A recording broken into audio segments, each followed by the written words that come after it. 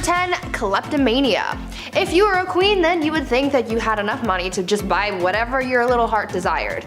Though that may be true, there was at least one famous queen who just straight up stole things just because she could. Queen Mary, Queen Elizabeth's grandmother, was quite the kleptomaniac, and no matter how hard people tried to avoid having their things stolen by her, it just never worked. When the queen would visit someone's house, she would walk around looking at whatever knickknacks you had lying around, and when she found something that she liked, she would stand there and just sigh super loudly to get someone's attention. Much like how my dog used to sigh dramatically when he wanted food. Anyways, usually when someone heard the sigh, they knew that this was a sign that the queen wanted whatever she was gazing upon. Sometimes the homeowner would just give whatever it was to the queen as a gift. But if it was something that they weren't willing to part with, then she would either try to buy it off them or just straight up take it when no one was looking.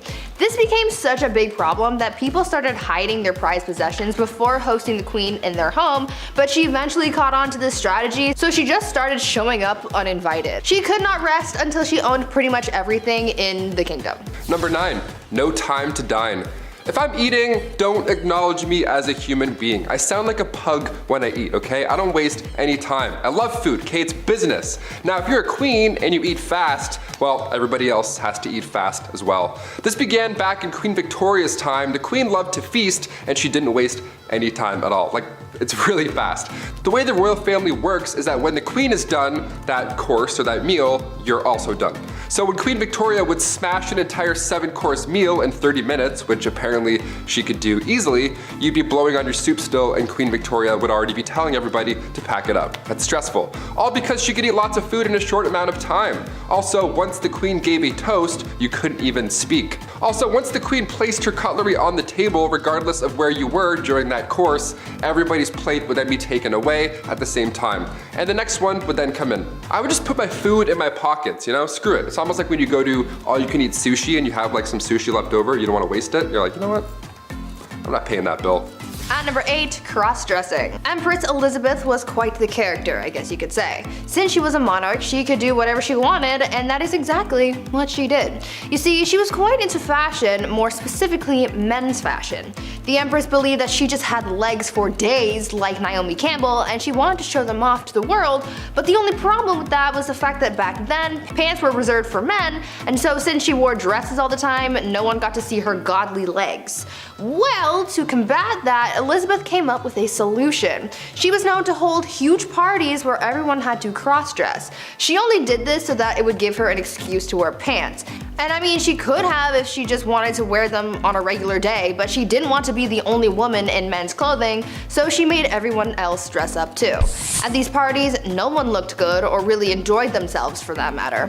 Women complained that the men's clothing they wore to these parties were unflattering, and the men were just all over the place because they didn't know how to maneuver a hoop skirt. The only person really having a fun time was Empress Elizabeth, but I guess that was really the whole point. Number 7, check on the dead. Funerals are pretty expensive, especially a royal one at that. It takes a lot of power to dig up and then carry these massive caskets around, which back in the day was even more exhausting.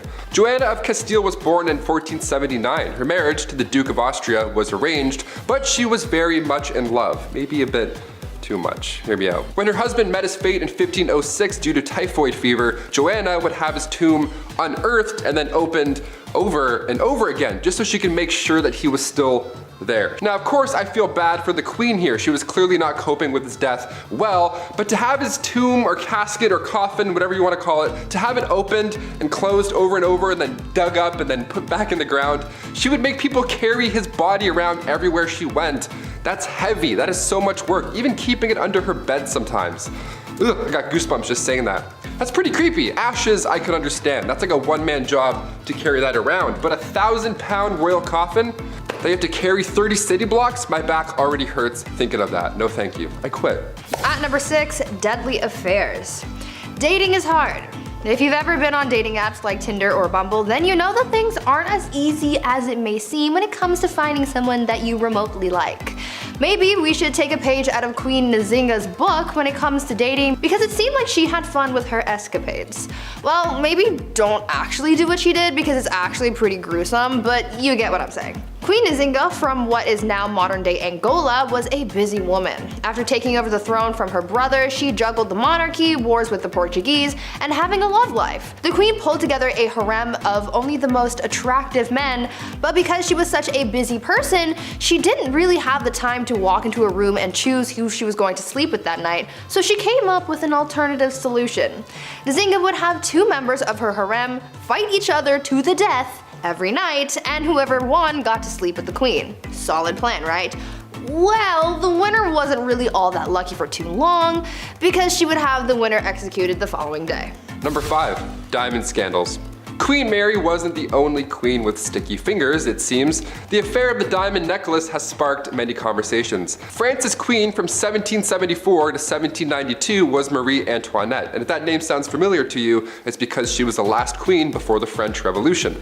She was also known for spending a buck on jewelry. She liked the diamonds. Now this Countess de la Motte was this young lady, a friend of the queen supposedly, who entered the French court in 1785. Now she got somebody to disguise herself as the queen, and then she acted like she was in love with this high society member, all to get her hands on this $12 million necklace. Now she said that she would pay, but never ended up paying a dime, so that's horrible by itself, and the queen supposedly had no idea about any of this or what happened to the necklace. Although this countess pretended to be her friend beforehand. The public went on to hate her for this, not believing in this scandal of course. One of the most notable lines from Marie Antoinette was when the French spoke out for not being able to afford bread. She apparently said, "Well, let them eat cake," which led into the French Revolution and ultimately her demise. Shine bright like a diamond, I guess. At number 4, test drives. Catherine the Great of Russia was well known for a number of things. She was known for being a good leader, a strong ruler, and surprisingly for her naughty bedroom fun times as well. She was well known for her adventures in baby making, and there was once a rumor that she did the deed with a horse. Obviously that wasn't actually true, however she did do it with a lot of men. The only problem that she really faced when it came to finding a new partner was actually having the time to do so. I mean, it's not like she could swipe through Tinder while sitting on her throne, right? What was most important to her was finding a new lover who was skilled in the sack, and she didn't really want to waste time on testing these guys out, so she had someone else do it for her. Catherine had a friend take her potential partner out on a test drive, so to speak, so that she wasn't wasting her time on someone who couldn't meet her standards. Remember, she is a very busy woman. It is said that on a couple of occasions, Catherine's tester friend was caught in bed with Catherine's partner again well after the Empress was with him, and that made things a little complicated, but I imagine that they got past that. Or at least I really hope they did. Number 3. Change religion. Ruling alongside the pharaoh Akhenaton from 1353 to 1336, Queen Nefertiti, aka Lady of Grace, aka the Lost Queen of Egypt, was only 15 years old when she married 16-year-old Akhenaton. Now, alongside her new young husband, she built an entirely new capital city called Amarna and ruled over what's now considered the wealthiest period in ancient Egyptian history. But when it comes to spoiled queens, or rather queens who could do anything they believe with their power, we have to mention the queen that changed Egypt's religion. Both her and her co-ruler were in a cult, the cult of the sun god Aten. In the earliest accounts of the queen, she assisted her husband in a ritual that smited the female enemies of Egypt at the time, and there have been a few blocks that have since been recovered from the Theban tombs of the royal butler that depicts the queen wearing her unique blue crown, part of these sun god rituals. So now cut to the end of the king's ruling, the Aten was now Egypt's main god. Some queens change laws, others change religion. At number 2, fake village. Imagine being so privileged and so disconnected from the world that you pretend to be poor for fun. Well, that's pretty much what Marie Antoinette did. This French queen was known for her lavish and opulent lifestyle, and that's really the only life that she knew. Apparently, living the life of a rich queen started to get a little boring for her, and she wanted to find an escape, and so she got her people to build a fake village for her so that she could pretend to be a commoner. This fake village included 11 cottages, a lake, a watermill, a working dairy, a windmill, a barn, and other quote-unquote peasant buildings. Maria apparently loved this little peasant village, and she would bring other people to enjoy it too. When she brought her guests to the village, she expected them to yes-and their way through the day and really immerse themselves into their role of a common person. She would even tell her ladies to ditch the ball gowns and wear something simple to blend in. Marie even took her kids to the fake village to teach them about farming. Even though she loved her pretend peasant lifestyle, it still didn't help her bond with the real common people, and it certainly didn't save her from the guillotine. And finally, coming in at our #1 spot, surprise entrance. The last true pharaoh of Egypt, Cleopatra VII, ruled from 69 to 30 BC. She's known mainly for her love interests, of course, her two mans, Mark Antony and Julius Caesar. And to this day, we're still trying to uncover more dazzling details of the lost queen. Now, she ruled alongside her young brother, and her life was much more than being just beautiful, which is what everyone seems to focus on more than anything. Both children were assigned to the throne, Cleopatra being 18 and little bro being 10 years old. So Cleopatra, being a little older, therefore a little wiser, became the ruler. A couple of years passed, and eventually Cleopatra was pushed out of Alexandria over her greed for power, classic, but her little brother, equally a co-ruler, had her driven out. He was jealous, and honestly, I'm the youngest in my family, I kinda get it. But Cleopatra wasn't quite done yet. She had a few tricks up her sleeve. Believing she was the goddess Isis, reborn, this beautiful goddess, Cleopatra made these dazzling entrances whenever she could. Most notably in 48 BC, right when Caesar arrived in Alexandria during that family feud with Ptolemy VIII. She wanted to meet the Roman general, but she couldn't be seen because there was a little bit of family beef, so she had herself wrapped up in a linen sack and then personally delivered to Caesar's bedroom. Hashtag your order has arrived. Surprise. Now, she won the heart of Rome's future dictator here, obviously, and eventually she regained Egypt's throne. Her brother wasn't too fond of this alliance, and in the following battle, he drowned in the Nile River, resulting in Cleopatra's return to power. Kicking off the list at number 10, Heart of Glass. Alexandria of Bavaria, the royal who believed she had swallowed a grand piano made of glass. I'm not joking, yeah, she was a princess, so not technically a queen, but this is so insane that I had to kick off this list with it. The 23-year-old Bavarian princess was quite the scholar. She was known to enjoy literature, but she equally put energy into convincing those around her that she'd swallowed a piano made entirely of glass when she was a wee child. She grew up afraid that her inner piano would shatter. We have an inner demon, she has an inner piano made of glass. So she would enter rooms slowly and sideways, I'm not kidding, to, you know, avoid cracking that personal piano problem. Just like King Charles VI, he thought he was going to break at any given moment. Saying you were made of glass was quite an uncommon delusion. The victims were more often than not royalty. They had glass, they watched this fancy material shatter in their hands all the time. No wonder, it probably scared them. There's actually a play on this glass delusion. It's called The Glass Piano by Alex Sobler. Quite recent too, apparently it's a blast. Check it out if you have the chance. We love that. Keep writing plays about glass pianos. This is insane. At number 9, Rosemary's Baby. Back in the days of old, it was very important to the monarchy to have a male heir. Many kings throughout history have been known to get very upset when they weren't given a son to inherit the throne, and they put a lot of pressure on their wives to give them a boy. Why? I don't know. Boys kinda stuck. Anyway, this probably drove a lot of people crazy, but there's at least one confirmed case of crazy baby fever from Maria Eleonora. She kept trying to have a baby, but when she finally got pregnant, everyone was hoping for a boy. Unfortunately, the odds weren't in her favor, and she gave birth to a little girl instead. People knew that Maria would get absolutely triggered upon learning of her baby's gender, so they kept it a secret from her as long as they could, but eventually they had to tell her, and Maria was pissed. She really went looking for that receipt to return that baby and get a refund or at least a store credit. When she found out the baby was a girl, the queen reacted by saying, quote, "Instead of a son, I am given a daughter, dark and ugly with a great nose and black eyes. Take her from me, I will not have such a monster." End quote. Like, damn, tell her how you really feel. After that, mysterious things started happening to this baby, like a wooden beam mysteriously falling into the baby's crib and somehow accidentally falling down the stairs. Even the nurse once dropped the poor kid onto the stone floor. Like, I get it, you're disappointed, but that's still your kid, and a lot of people aren't given that privilege, so be grateful for your spawn. Number 8, dirty talk. Going back to the 15th century to Queen Isabella of Spain, now it's not uncommon for queens to brag, be it about their wealth, status, their mans, you name it. But to brag that you've only bathed twice in your life, That's a bit odd. What's the deal with this? Okay, well back in 537 AD, Rome had 11 aqueducts that ran over about 1,000 public fountains, okay? Over 900 bathhouses included. It was quite important, but when invading Goths cut them off, the Catholic Church literally had no idea how to fix the problem. So instead, they just told everybody that bathing was a sin only practiced by pagans. So at one point in history, you could have ran a bath, thrown in a bath bomb, relaxed for an hour, got out, and then immediately you're a sinner. Worst of the worst too. How dare you having a bath on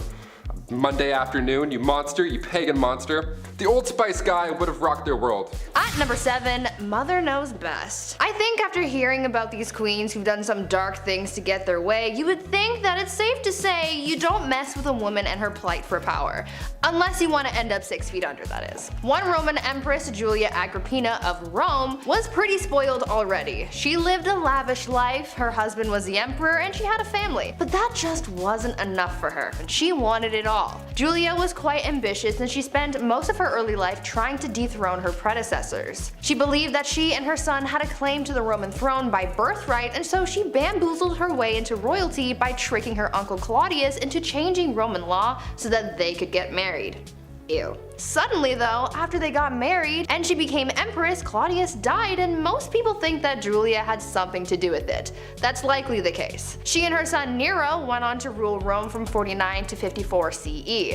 Julia stayed by her son's side for as long as she could so that she could hold on to her power, but eventually Nero got tired of his mother manipulating him and he had her forced out of power. Julia, as you could imagine, was furious because power was the one thing in the world that she desired most, and so she rallied a group of supporters to try and overthrow her son, but the plans backfired and she was expelled instead. Talk about ambition getting the best of you. Number 6. We are family. The last queen of Madagascar. Queen Rana Valona was one of the worst. She was born in 1788 and she ruled over the kingdom for 33 years. She was so cruel and violent that she would often choose violence first in order to preserve independence over the island. She's known as the most ruthless queen in history. After the death of her husband, she just went mad with that new power. In the late 1700s, her king brought peace to the land, but of course there were traditionalists who opposed him. The king's uncle at one point tried to take him out, but a local warned the king. That king repaid the local by adopting his daughter, Rana Valona, to marry his son, Prince Radama.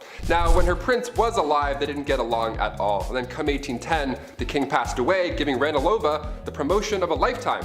It's also theorized that she poisoned him too, so that's horrible. Ranilova kept away the advances of the French and the British and left bodies of those who tried to attack out for display on the beach. Lovely, like bobbleheads. In 1845, Queen Rana Valona ordered 50,000 subjects to build roads across the jungle for 4 months straight for this massive buffalo hunt. Well, 10,000 of those poor souls died of starvation and exhaustion, and also not one buffalo was hunted, nor seen.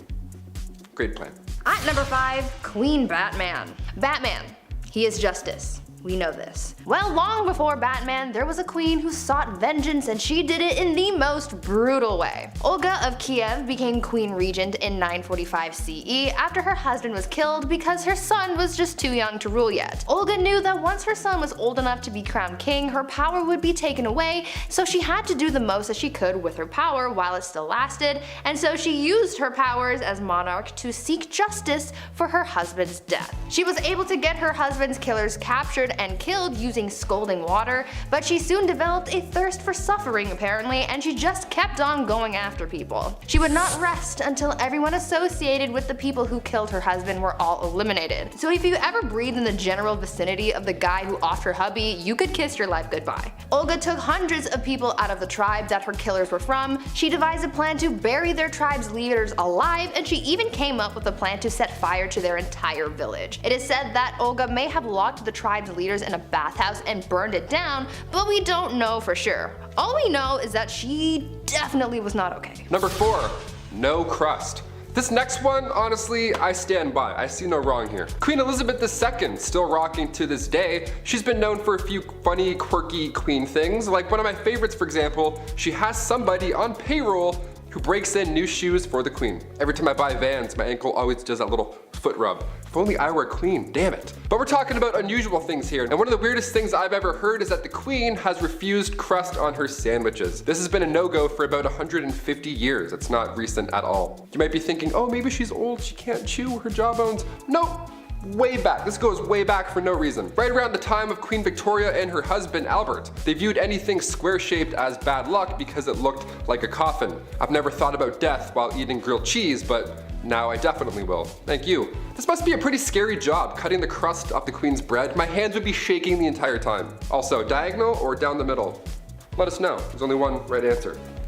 At number 3, Evil Empress. This next Empress is pretty similar to Olga of Kiev, whom I talked about earlier. Empress Wu Zetian also had a thirst for blood and suffering, but not towards people who have necessarily wronged her. You see, when she came into power, she was determined to keep that power by any means necessary, so she had all of her rivals killed. So anyone who could possibly overthrow her or come for her seat on the throne was eliminated. The Empress ordered the execution of the previous Empress, as well as members of her own family, including her own newborn daughter. She didn't want to risk anyone taking away her power, including her own offspring apparently. She didn't hold back on the methods of eliminating her rivals either. Yeah, sure, she could have just done a 1-2 stabby and called it a day, but that's no fun. Instead, she had people poisoned, strangled, mutilated, or even burned or boiled alive. Good soup. Eventually, she retired from her part-time job of sending people back to their maker and started spending more time with her lovers and getting addicted to aphrodisiacs. People weren't quick to forget about all that bloodshed though, and so to get back at her, they had all of her lovers killed and the Empress was exiled. She got a little too greedy and karma came back with a vengeance. Number 2, Ice Palace. If you're a fan of the film Frozen, this next one is going to get you jazzed right up. Anna Ivanova, the Empress of Russia from 1730 to 1740. Okay, so in celebration over their victory with the Ottoman Empire, Anna gave the order to build an ice house, this massive ice palace. Best place to cool down if you ask me. I'll leave. This ice palace was pretty impressive. If I was there, I would 100% lick the walls. Obviously, someone definitely did, you know that for a fact. 20 meters by 50 meters, and even more impressive, there were ice trees and ice birds sculpted inside. How magical is that? Anna arranged this marriage with a prince and one of her maids. Now they didn't know each other, they were forced to ride an elephant, and all the guests were dressed up like clowns. Yep, that's all valid, that's all accurate. You heard me. You may be thinking, wait a minute Taylor, an ice palace in Russia, was that maybe cold? Yeah, it was an absolute nightmare. Anna made the guests party all night, freezing cold, they all got sick, dressed like clowns. I went to an ice hotel in Quebec once. Spoiler alert, it's cold and boring. There, I just saved you $70. You're welcome. And finally at number 1, gladiator games and chill. If you didn't ever have to go to work and you could just lounge around all day, what would you do with your time? Really, anything could be possible. You could be like the Bruno Mars Lazy song. Well, there's one empress from back in ancient Rome who occupied her time with the company of others. Apparently, Empress Valeria Messalina was famous for her exploits. Since she was empress and she had all this time and money and no one to tell her no, she took full advantage of that and bought a house, turned it into a brothel, and made that her side hustle. A lot like Littlefinger from Game of Thrones. Though she had a collection of women who worked there, she also was known to invite upper class ladies to participate in the nightly escapades as well. And don't think that Valeria did jump in as well. She was considered to be quite something in the sack.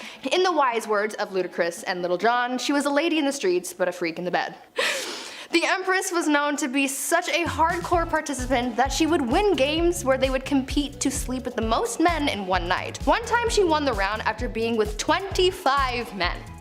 One night. She did the absolute most, but at least she was having fun. At number 10, blinded by ambition. I don't know about you, but I think my favorite part of these queens lists is learning about all the wild and crazy things that queens did to keep or acquire power back in the days of old. Like, these gals were absolutely ruthless, and they weren't afraid to absolutely body anyone who stood in their way. We've heard about queens taking out enemy tribes, their husbands, and even their own family members. This all sounds like a round of Call of Duty be when you're the last one on your team and you're just murking everyone in sight trying to save your own skin. Let's talk about a queen, or rather empress, who was so desperate for power that she ended up killing her own son. Irene of Athens was an empress from the Byzantine Empire who ruled from 797 to 802 CE. She started her reign as co-ruler alongside her son Emperor Constantine IV. Though it started as a good old family business, you know, saving people, hunting things. Not really. Things went south as they normally did back then. Irene wanted all the power to herself, and so she sought out to eliminate her competition, her own son. Irene lured her son into the very room that he was born in and gouged his eyes out. Like, ma'am, this is not ice cream. You can't just scoop eyeballs out and make a sundae out of them. Thank you. That's not how that works. Constantine ended up dying as a result of his injuries, and since his own heir had passed away earlier that year, the transition of power ended up going to Irene, who became emperor. Yes, emperor, not empress, because she was the sole ruler, making her the first woman to do so. Number 9. Topless duels. Yeah, you heard me. Hungarian Princess Pauline von Metternich was married to Prince Clemens, but she was born in 1836 and she had to marry her uncle when she was 20 years old. So, surprise, surprise, she was unhappy. Who knew? Weird, right? Since the marriage began, her husband was involved in numerous affairs. He liked going after actresses or singers, anyone glamorous or hot or cool. He barely paid any attention to her. That is until, you know, she started to have fun, live a life maybe. Yeah, once she got over this gross prince, she had a great time. She drank, she smoked, she partied, she defied convention, but most notably, her duel in the summer of 1892. She challenged another royal, a countess of the matter, to a duel in nothing but a corset. Now to this day, it's not yet determined who exactly won this duel, this corset poke off, but a princess dueling in the dark after some drinks, that should be a musical, not Frozen. Get out of here. At number 8, no side bays. A bad relationship can really mess you up. Anyone who's been through a bad breakup can tell you that. Not as many people carried that pain with them as much as Catherine de Medici did back in the day. Her didn't even begin to describe how she felt, and she really embodied the pain that she was feeling after having her heart broken. She basically turned into the type of person that was like, if I'm not happy, no one else is gonna be happy either. Catherine's husband, Henry II of France, had a mistress, and Catherine was well aware of it. They had been having an affair for basically the whole time Catherine was married to Henry, and he loved his mistress more than he ever loved his wife. When Henry was on his deathbed, his final request was to see his mistress one last time, and as a final F you to her husband, not only did she deny the mistress from visiting Henry, but she literally made him die alone with no one by his side when he kicked the bucket. On top of this hatred towards her husband though, Catherine was also an absolute B-word to her daughter as well. Catherine would fight her daughter over her romantic affairs. I guess she didn't want her daughter to be like her father. Either way, Catherine got so mad about one of her daughter's affairs that when she found out about her lover, she locked her daughter away in a castle and never saw her again. Talk about a serious grudge. Number 7. 2 for 1. When you're deemed the most beautiful woman in all the realm of England and the most loving, well, odds are you're going to need 2 husbands. All that love to give, it only makes sense. Joan of Kent was named as such, and at the age 12, so gross, she was married for the first time. She fell in love with a knight named Thomas Holland. Yeah, she dated Tom Holland, the knight Spider-Man guy. That's great. He was 26 and she was 12, still gross, but they got married in secret. She knew her parents wouldn't be on board. He was broke, and yeah, he was also 26, so for obvious reasons it had to be a little hush-hush. Even in royal standard, that's a bit odd. After the wedding, Thomas had to go off to war, and he wasn't gone for too long before, well, she remarried. The son of the Earl of Salisbury slid into her DMs, and Joan thought Tom Holland's Spider-Knight was dead. Well, Thomas returned, like he did in Endgame, but there were legal issues now. Ultimately, Joan and Thomas got together and had 4 children, but after Thomas did die, Joan became the first ever Princess of Wales. So if you love someone, just, you know, marry them. Even if the other person's still just over there, just marry them both, see what happens. At number 6, apple of his eye. I feel like this queen I'm about to tell you about needs to have her own movie made about her or something, because the things she did for power were almost unbelievable. I would say that I would want to be her when I grow up, but she's kind of responsible for the deaths of a lot of people,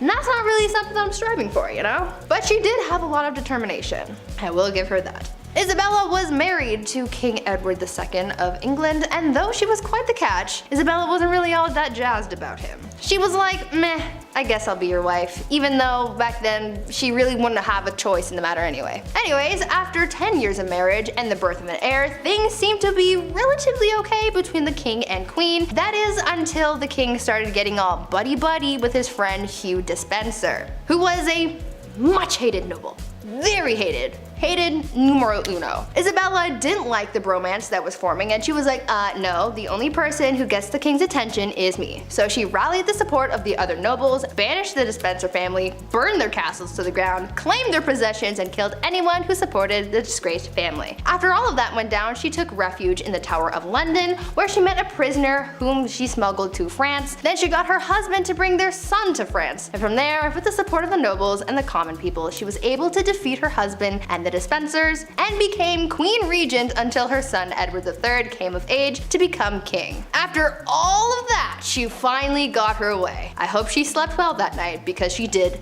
the most. Number 5. Rebel Princess. Princess Leia wasn't the only rebel, okay? Princess Margaret partied with rock stars during the 60s. The Queen's younger sister was known as the Rebel Princess. She was seen for years and years as this, well, bad.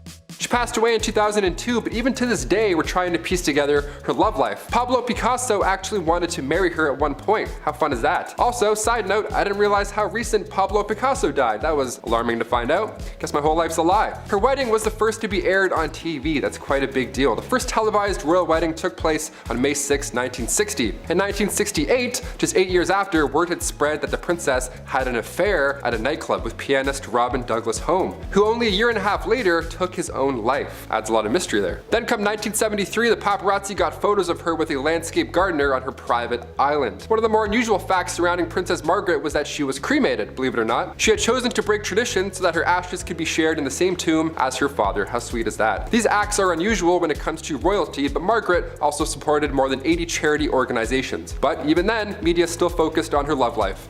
Classic. Keep it up. At number 4, Warrior Queen. Let's talk about Queen Rani Lakshmi Bai and how she became known as India's Joan of Arc. Rani was a fighter her whole life. She was raised to be a warrior and was taught how to fight. She even shared her skills with other women, teaching them the same fighting skills at a young age. She was married off to a much older man, and she had a child, but she lost them both pretty early on. In need of an heir, she adopted a son and served as Queen Regent, but soon a growing conflict started, causing a lot of tension between the British East Indian Company and her people. The young queen, at just 22 years old, wanted to drive British forces out of her land, and so she organized a revolt that turned bloody very quickly. She ordered the execution of literally every British person in the region. So Bobby from down the street, dead. Mary from around the block, goner. Freddie and Harriet, the kids of that guy that you know who bought shoes off your brother, bye-bye.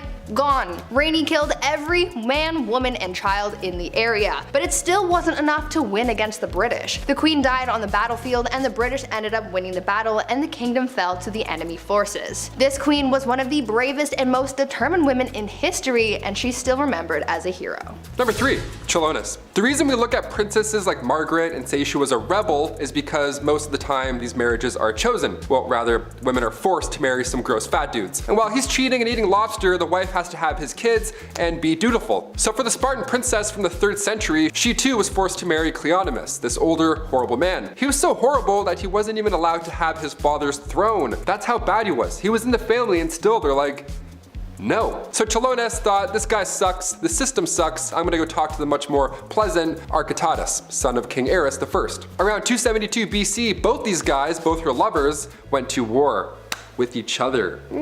Drama. How about the tea on that? Chilonis was preparing to hang herself in case her husband won. That's horrible. Now luckily he lost, therefore the princess this time around did really live happily ever after with her other man. That's like an R-rated version of Shrek 2, what I just said. I can't believe people had to go through this in real life. That's horrible. At number 2, toxic cosmetics. The price of beauty is pretty steep. These days people spend hundreds and hundreds of dollars on makeup to make themselves feel beautiful, but back in the day makeup not only cost a pretty penny, but it also cost some serious health concerns. Cosmetics were made of a lot of questionable ingredients that you probably wouldn't find in today's products, but for people like Queen Elizabeth I, she didn't care what she was putting on her skin so long as she not only looked like a snack, but the whole damn meal. Yeah. Elizabeth had pitting in her skin from when she contracted smallpox at the age of 29, and back then, having blemished skin was a sign that God was a little cheesed with you, or that you were having some wild thoughts like thinking about the sexy time uwu. It was thought that these thoughts bubbled up from your no-no square up to your face and showed everyone that you were sinning. Anyways, to cover up the blemishes, Elizabeth wore a lot of makeup, like her version of foundation, but the ingredients were really just making things worse and not better. The foundation was made with a tincture of white lead ore, vinegar, and sometimes arsenic, hydroxide, and carbonate. To add some color back to her face after applying this pasty white mask, she'd powdered cinnabar to her lips and cheeks, but this was pretty dangerous because it contained mercury. She did this every day, and as you can imagine, it wasn't good for her health at all. Imagine absorbing all of those chemicals through your face on a daily basis.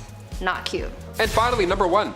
Are you not entertained? Back in the late 1800s, the name Clara Ward would stir up a conversation. She was famous, really famous, for all the wrong reasons, of course. All it took was her bumping into a European royal and Bob's your uncle. Since birth, Clara was born into money. She didn't even need a royal husband. She was born into a wealthy industrialist family. She would sometimes visit the family mills, you know, to make it look good and kind of be like, hey, how's everyone doing? Whatever, just casual visit. But on this one casual visit, she crossed paths with the Prince of Caraman-Chimay. He was there for trade, but when he left, he brought back a wife. Carry on. Also, meet my wife. Here she is. People were freaking out, obviously. A royal marrying a common American girl. Wow, how could you? She was the talk of the town. Unlike Meghan Markle, Clara loved to show off with her newfound wealth. Some loved her and her image, but others not so much. The marriage only lasted 6 years. Clara eloped with a Hungarian musician. Then after her divorce, she had to model to make a living rather than showing off for clout.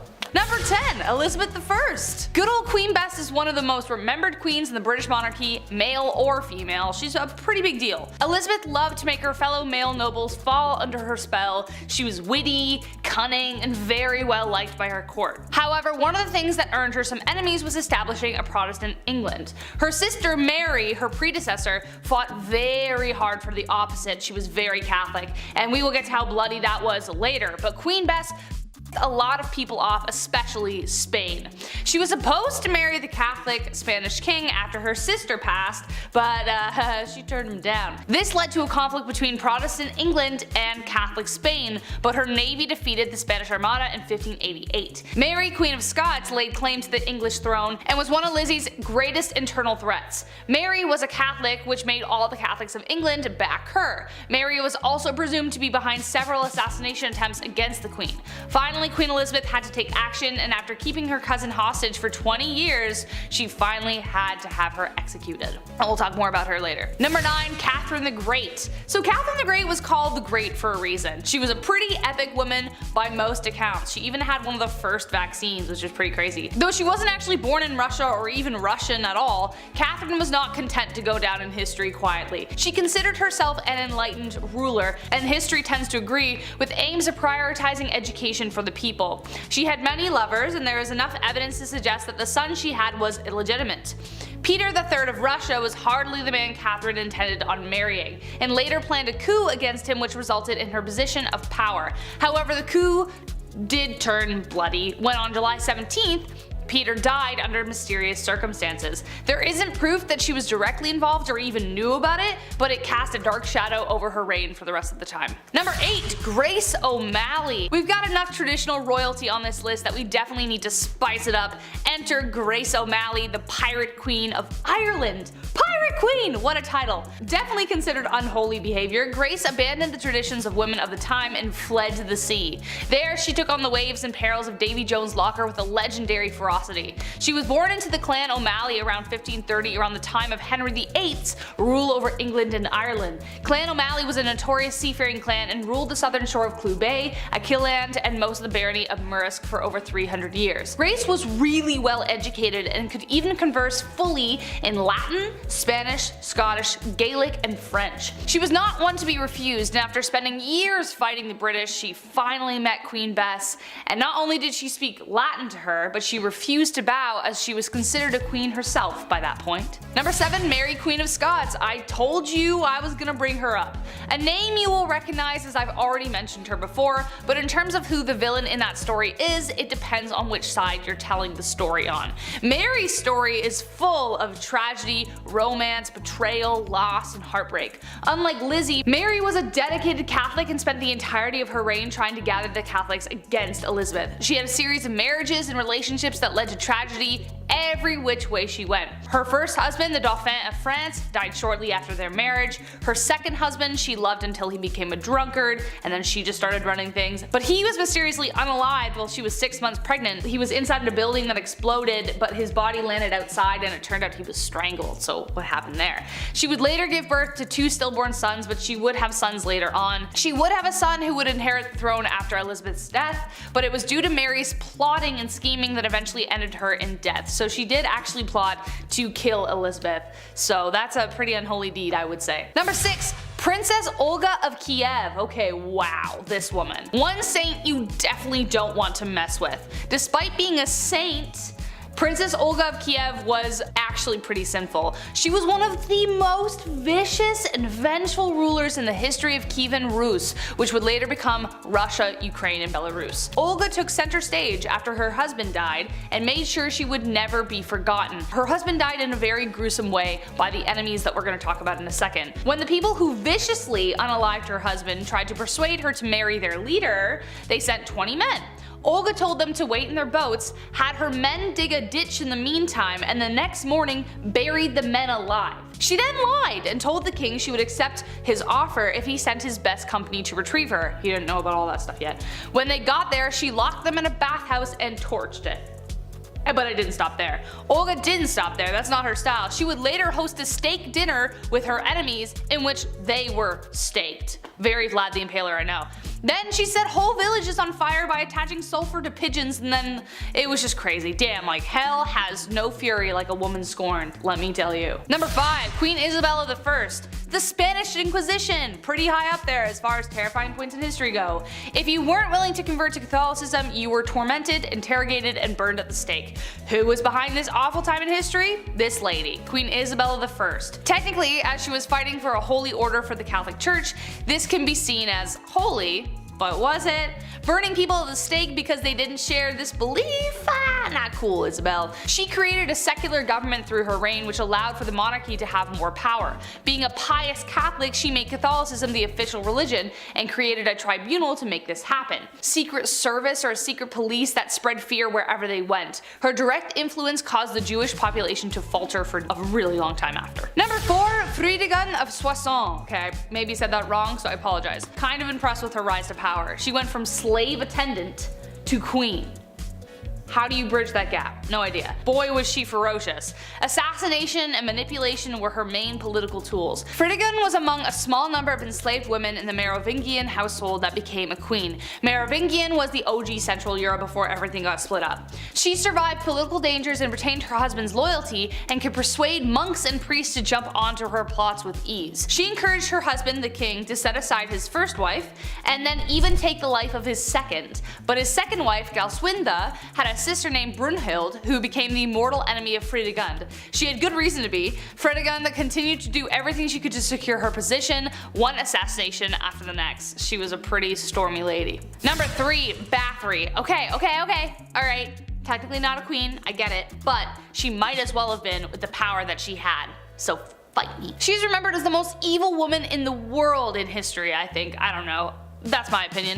Bathory was the stuff of nightmares. Elizabeth Bathory was born on August 7th, 1560 into a prominent Hungarian noble family, making her practically untouchable. She married a very famous war hero who is suspected of gifting Bloody Lizzie with the skills she used to kill. After she died, Bathory became obsessed with immortality. Supposedly when one of her servants accidentally spilt blood on her and her skin appeared younger after. Bathory then began her mission of horror, luring over 650 young virgin women to her palace and brutally taking their lives. She was even bold enough to lure daughters of nobility. Before draining them of their blood, she would make them suffer in ways you don't even want to imagine before bathing in the blood itself. When she was finally caught, 3 of her servants were executed, but she was simply locked away in her tower for the rest of her days on house arrest.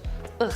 Number 2, Catherine de' Medici, also known as the Serpent Queen. History colors her story as the tale of the evil queen. On one hand, she is remembered for being one of the most powerful French queens in history, and then on the other, she was blamed for the many atrocities that took place during her reign.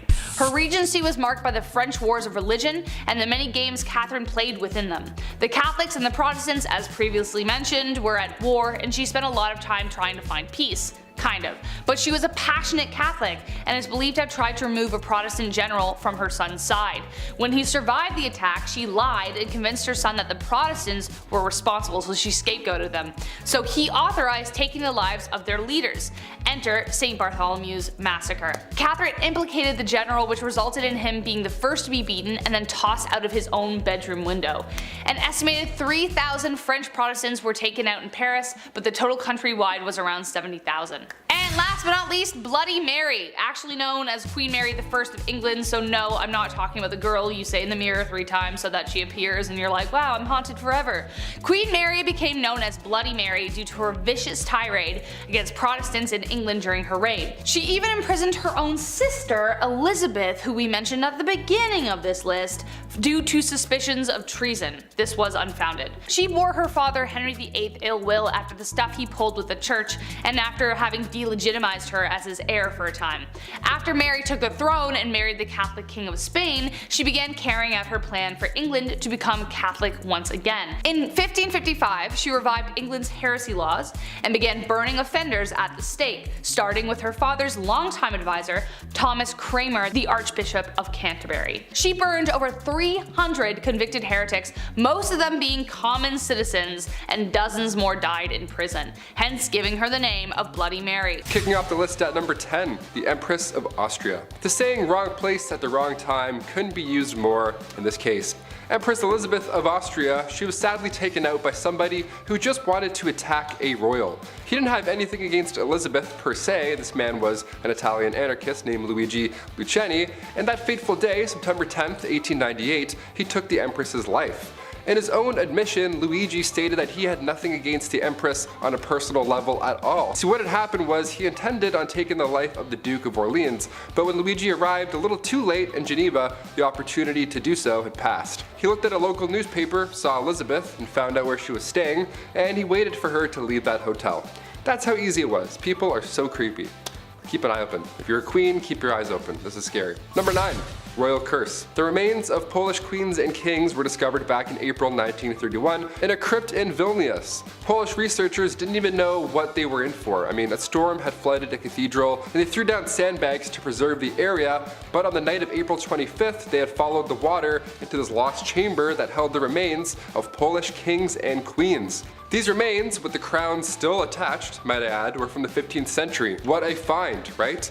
Well, sadly the remains were all over this flooded tomb now. It wasn't really in one spot. It was horrible. And now after these discoveries, that's when things got really mysterious. Those involved in the findings began to die off in unusual circumstances, one after another. And it happened pretty quick too. One professor had died after falling down a shaft in his apartment. He had a heart attack. An engineer had died before him as well due to undisclosed medical issues. Okay. Another professor years later who worked in the crypt as well became paralyzed at age 62.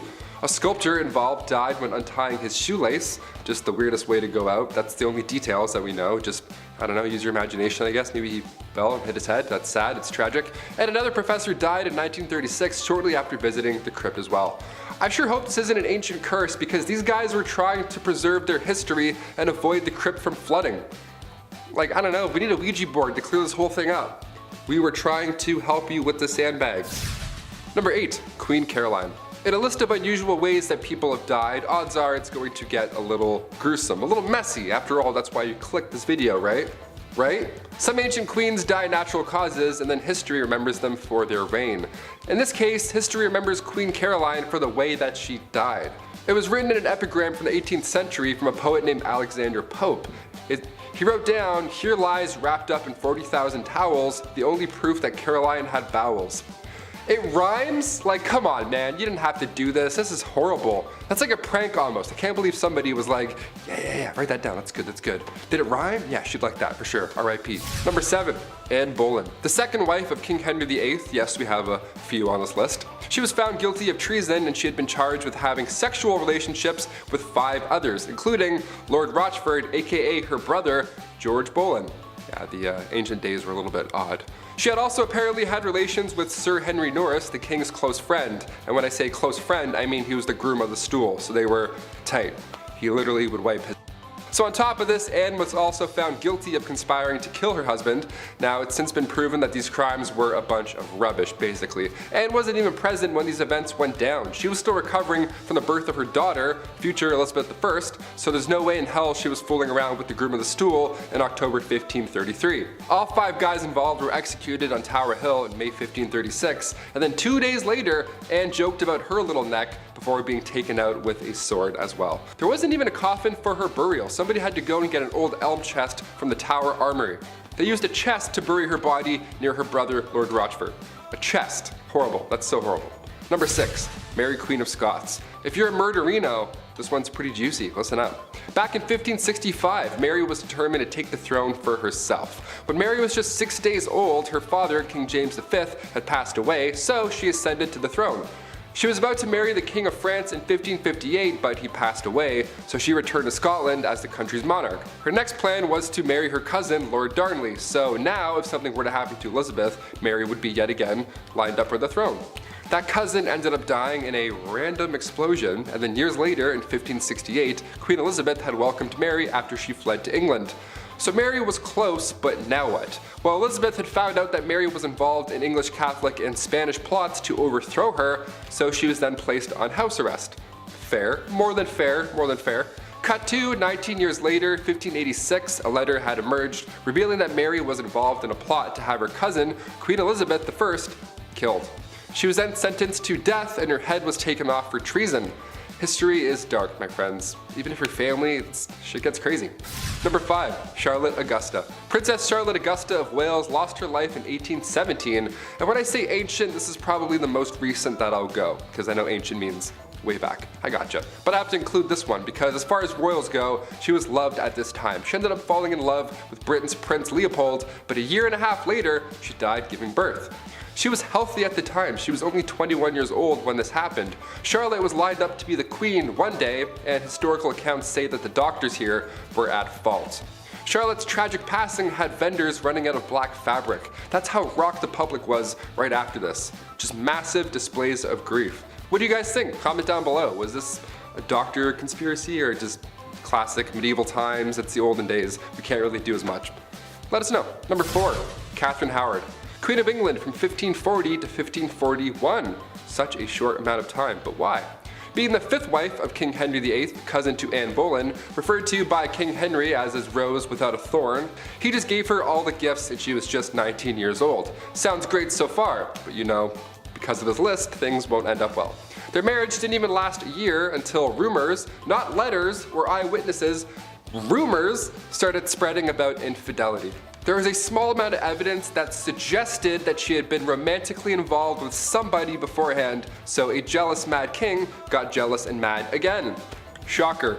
You had me at 5th wife, I don't know. She was executed for adultery and treason at the Tower Green on February 13th, 1542. Number 3, Catherine Parr. When Catherine Parr got a position in Princess Mary's house in 1542, she met King Henry VIII. She was smart, she was 30 years old, so it was a step in the right direction age-wise when it comes to these queens and King Henry. Not that there's anything wrong with marrying somebody younger, that's not what I'm saying, but it's just, well, look at this list. All of these people died, spoiler alert, so the older the better at least. I don't know. She was seen as somebody who could nurse the king in his dying age, so the public liked her. She was the first English queen also to write and publish her own books. Now, come 1543, Catherine gave up her man, Thomas Seymour, to marry the king. The two got married that July at Hampton Court Palace, and from that point on, her beliefs were deemed dangerous. Queen Catherine was a supporter of the English Reformation, and Catherine's religious opponents were plotting against her and they tried to convince the king that she was dangerous. Her arrest was even planned, everything was kind of going in a bad direction. And then Catherine went to King Henry right away and then asked for forgiveness herself. You know, for pushing her views too far many times before, and he forgave her.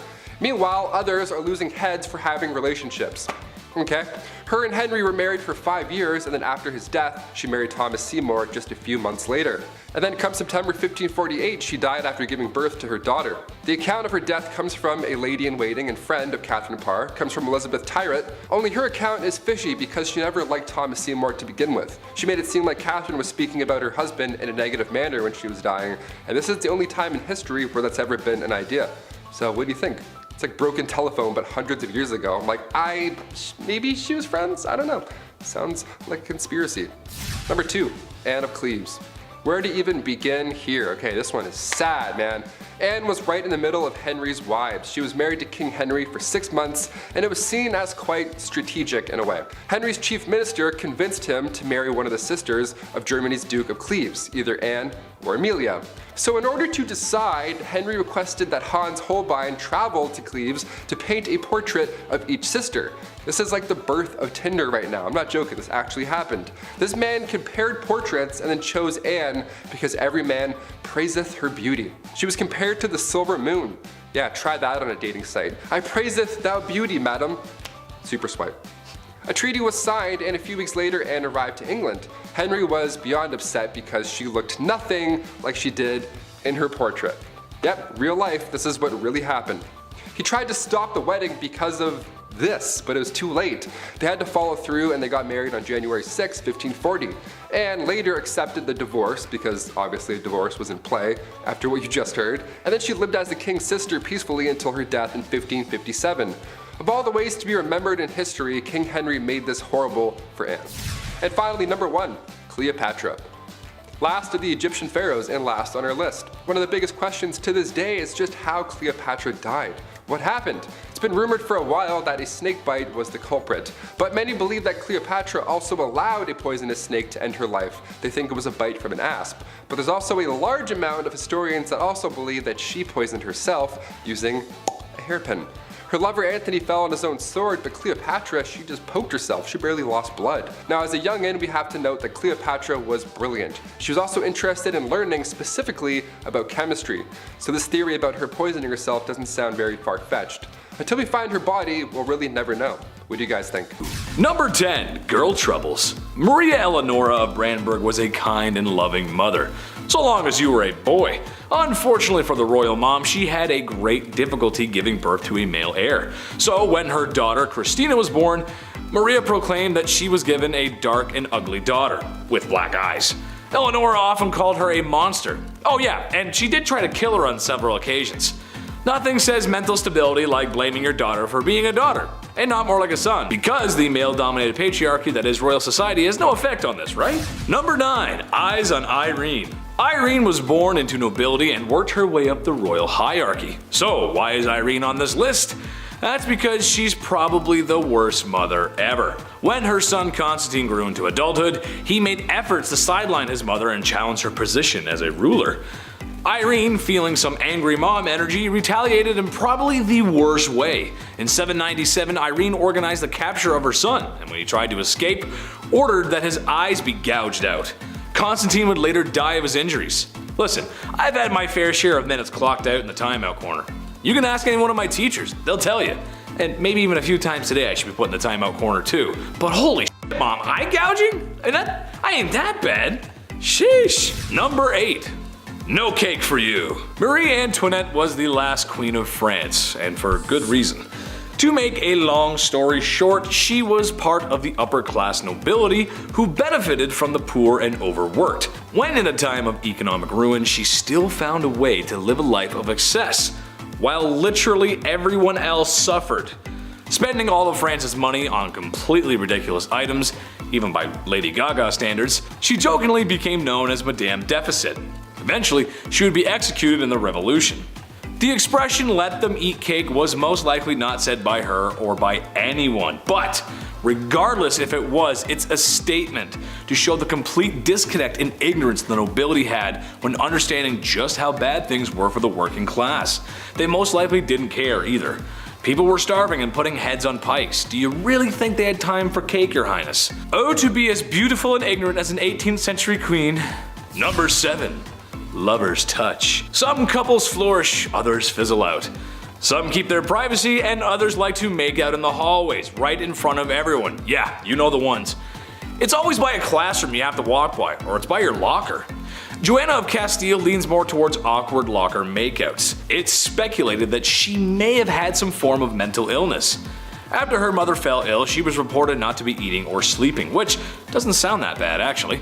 She was also a very envious person who oftentimes expressed her distaste for her husband's mistresses, reportedly attacking one on occasion, which again, doesn't sound that bad. And when her husband died of illness, she kept very close to the man's body and traveled over 600 kilometers with it, where he was to be buried, where she would often open the casket and embrace the cadaver, and kiss him. Oh, okay, that's where the unholiness is, gotcha. I know medical knowledge wasn't great, but if your husband died of an illness, you couldn't seriously think that kissing him was a good idea. This is like the third royal I've come across that has a fixation on corpses. Sometimes you just gotta let the dead be dead, man. Number 6, who are you gonna call? Queen Maria I of Portugal might have actually been insane. And no, not like come on down to my local car dealership, these prices are insane, more like the Joker on a magic white powder that shan't be named just in case.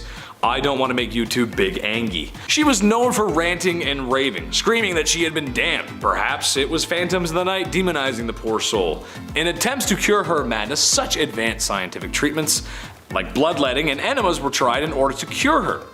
The enema kinda makes sense. Maybe she's a little blocked up, it happens, I don't know. There were other attempts to cure her of her madness, but nothing seemed to work. While her first years in power were good, no one was ready for what they got afterwards. Hi, yes, I'm calling from the royal court. We think the queen needs an exorcism. Yeah, we tried that. Yeah, we tried that too.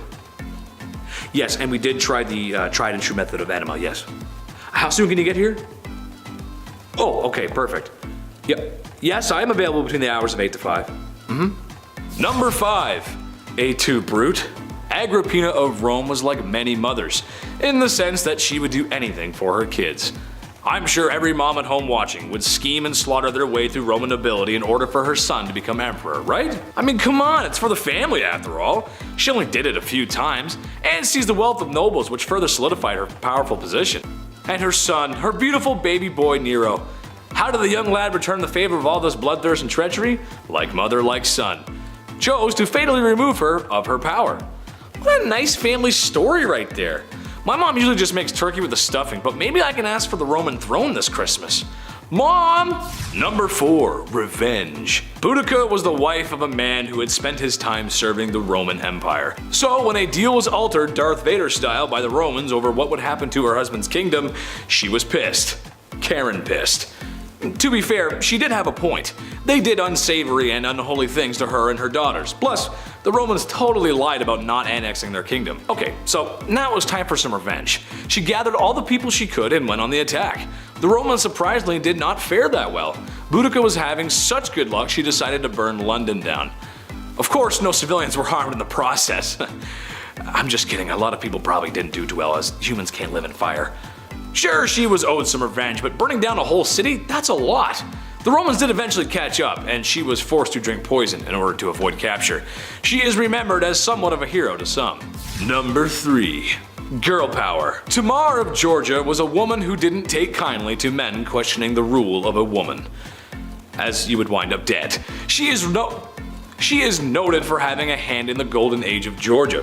Funny enough, she was made a saint, even though she vanquished all the Orthodox clergymen at the time for also questioning her rule. Her husband aided in conquering more land, but when he couldn't keep it in his pants, she banished him and remarried. You go, girl. You commit acts of unholiness and stand up for yourself. Number 2. Serial killer? Daria Saltkova was not necessarily a queen, but she was Russian nobility. She had strong connections with the royal court and other Russian nobility. She was also very unholy. Now, maybe you can blame it on her being widowed. Maybe she's just crazy. But her actions were sadistic. She's noted for having severely tormented her serfs and would straight up just kill them, with numbers reaching at least 138. At first, complaints about family members disappearing after working for her royal nightmare were ignored. She was just too powerful and connected. Eventually, a petition was put together and shown to Catherine the Great, where it was decided Daria would be tried publicly. She spent 1 hour in a public space in Moscow where people scorned her for her crimes. She was then sentenced to prison where the rest of her days were spent. She is also at times compared to Elizabeth Bathory, who committed similar non-nightmare inducing crimes. Just kidding, they were an absolute nightmare. Number 1, Her Royalness Queen Elizabeth II. Queen Elizabeth II may be the modern Queen of England, but that does not make her free of controversy and unholiness. If you are to believe in conspiracy theories, then perhaps old Blighty had a hand in a few things that to a normal person would be considered immoral. The death of Princess Diana immediately comes to mind, as there is some evidence to suggest the family is behind it, and her being the queen and all, it's easy to make the connection. But perhaps the most unholy crime ever committed, apparently the queen likes her sandwiches with the crust cut off. Imagine all the extra time needed to trim the crust off every sandwich. I want to talk to HR just thinking about all the extra work. But maybe you can cut the crust off of mine? Don't tell anyone though.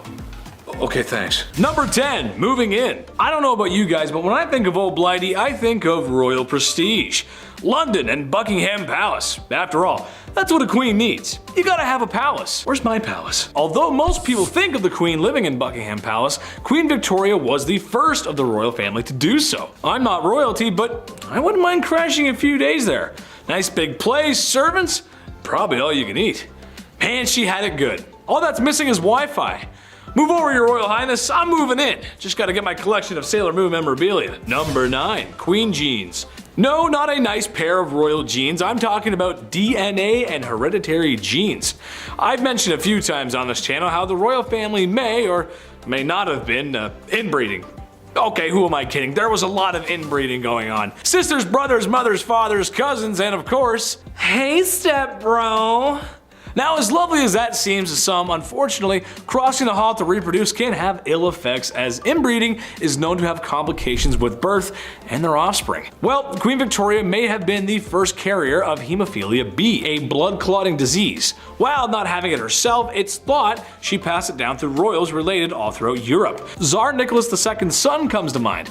However, I feel like if we told the royals why people were contracting certain illnesses, they would still do what they want anyway. So, I'll just close the door. You guys can go ahead and do what you're gonna do.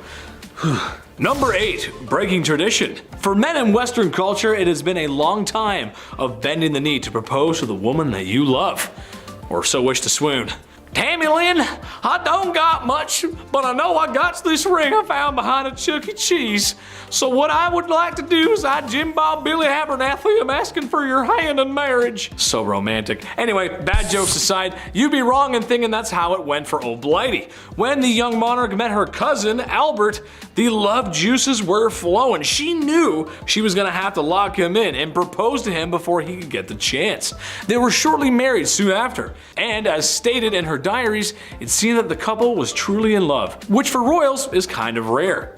Even today, it's usually men who propose to ladies, but all I'm gonna say is, ladies, I'm 300 pounds of twisted steel and sex appeal, and I put the toothpaste lid back on after brushing my teeth, so...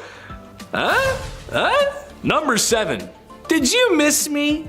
Queen Victoria was a leader. She held a lot of power, and that means people sometimes got a little crazy and wanted to remove her from such power. So for Queen Victoria, it should be no surprise, however uncouth it was, but she had multiple assassination attempts on her life. A lot of which were people firing shots at her carriage for some reason with a pistol. And a lot of these attempts leading people to being declared insane. And one specific amateur who tried multiple times to end the royal and failed every time. 8 times to be specific. I feel like after the first 4 times when the guard saw this guy approach, it was like, oh, man, this guy again. Oh, brother, this guy stinks. Anyway, all attempts to end her life failed, and she became the 2nd longest reigning queen, next to Queen Elizabeth, of course. Number 6. Oh, Christmas tree, oh, Christmas tree. I was honestly shooketh when I learned this, but you know that thing a lot of people do around the holiday season where they get a big green tree and they like decorate it because of the holiday called like Christmas? You might have heard of it. Yeah, I've never heard of it either. Bad jokes aside, the queen and her husband may have popularized the Christmas tradition of decorating the tree after sending trees to local schools and army barracks. An image of the family decorating the tree was also published that Christmas. I wonder if they popularized popularized any other traditions as well, like your aunt drinking too much wine, and that one uncle, no matter how many times he's told, says something at the dinner table that would have him sitting in HR so fast that, well, he'd be sitting in the HR office for saying something like that in public. Everyone's got an uncle like that. Number 5, the Terror of London. If you're into serial killers and just a little goth or emo, I mean who isn't, then you know who Jack the Ripper is. If you don't, he was a serial killer who roamed the streets of Victorian England and killed multiple women of the evening, and what can be called the first, or one of the first, modern serial killers. Jack the Ripper, however, is one of the psychos who got away. No one is 100% sure on who the Terror of London was. However, that hasn't stopped people from theorizing on his or her true identity. No, not Queen Victoria herself, although there are some who believe he was a woman, which would explain how he got away so easily. However, another popular theory is that it was the Queen Victoria's grandson, Prince Albert Victor. While there isn't much evidence to support this claim, or any of the claims really, it is interesting and makes me wonder, maybe the royal was a killer? We'll never know. Number 4, Short Kings Unite! Even though I'm a semi-charming and moderately handsome internet host, I suffer from an illness a lot of men do. I suffer from shortness. When the Lord was making me, he just put a few extra drops of cute in the mix. And then there was no more room for my legs to grow. I just see life from a little bit down below. Although, I own it, and thank God I don't have little man syndrome. All toxic jokes aside, Queen Victoria may have been a good fit for us short kings, as she was barely 5 feet tall. She's known for being a formidable queen, but when you're that short, it can sometimes be difficult to keep your stature. Somebody take me seriously! Number 3, dollies. Okay, so maybe my Sailor Moon merch collection is weird. Maybe I just want to be a cute blonde Japanese girl with a short skirt fighting evil. Can you blame me? However, something I always find strange, no matter who it is and who owns it, is a doll collection. Why?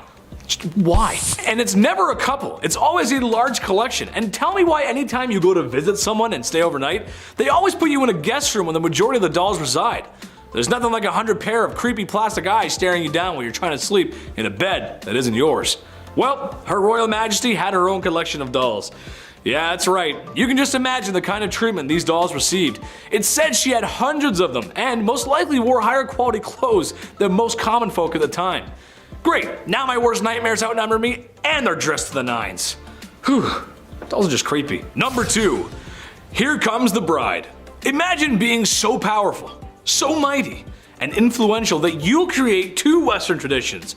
Sure, the Christmas tree is great, but I'd argue the white wedding dress is more. She wasn't the first to wear a white wedding dress, but she was the one that made it happen. There's a few reasons why, and the obvious one is flexing that royal coin, but imagine trying to keep pure white clothes clean in the past. My mom makes a mean spaghetti and meatballs, and I have a difficult time keeping those stains off my white t-shirts, which, if you also ask my mom, is a bad color for me. I was a messy kid. That's why other colors at the time made sense. After all, there's no dry cleaning in the 1800s. At least not with modern machines and stain remover. Hey Alexa, can you add stain remover to my list? Number 1, send lewds.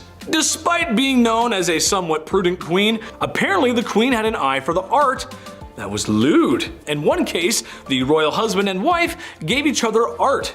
She got some nice work, and he got some nice works, if you catch my drift. We all know how nudity and lewd imagery can be treated by those who wish to censor it. Queen Victoria felt the opposite and had somewhat of an appreciation for the human form, even commissioning a lewd painting of herself. At least lewd for the time, it was more like a wrist and ankles kind of thing, but you know. Number 10, Marie Antoinette. I wonder what it must have been like to be the Queen of France. To sit in a palace and eat all those delicious foods that your cooks can make while the peasants outside struggle to eat, and sing about bread for some reason. I don't know, Les Mis reference. It's a life of beauty, balls, and not listening to what the stinky peasants outside have to say. Except that's the very reason why Marie Antoinette was the last queen of France. You can only spend so much time and money on your exuberant lifestyle before the people get fed up. I mean, these people have nothing. It's kind of difficult to control people when they don't even have food at home. They let the queen know how upset they were when they decided to remove her head from her body. Number 9, Bloody Mary, Bloody Mary, Bloody Mary. Sometimes it's just in the name, isn't it? Like Mario, you know that he's an Italian plumber. Or Luigi, you can tell that that's an Italian plumber's brother. And King DDD, king of the DDDs or something. I don't know. Okay, maybe the names don't always give it away, but Bloody Mary does.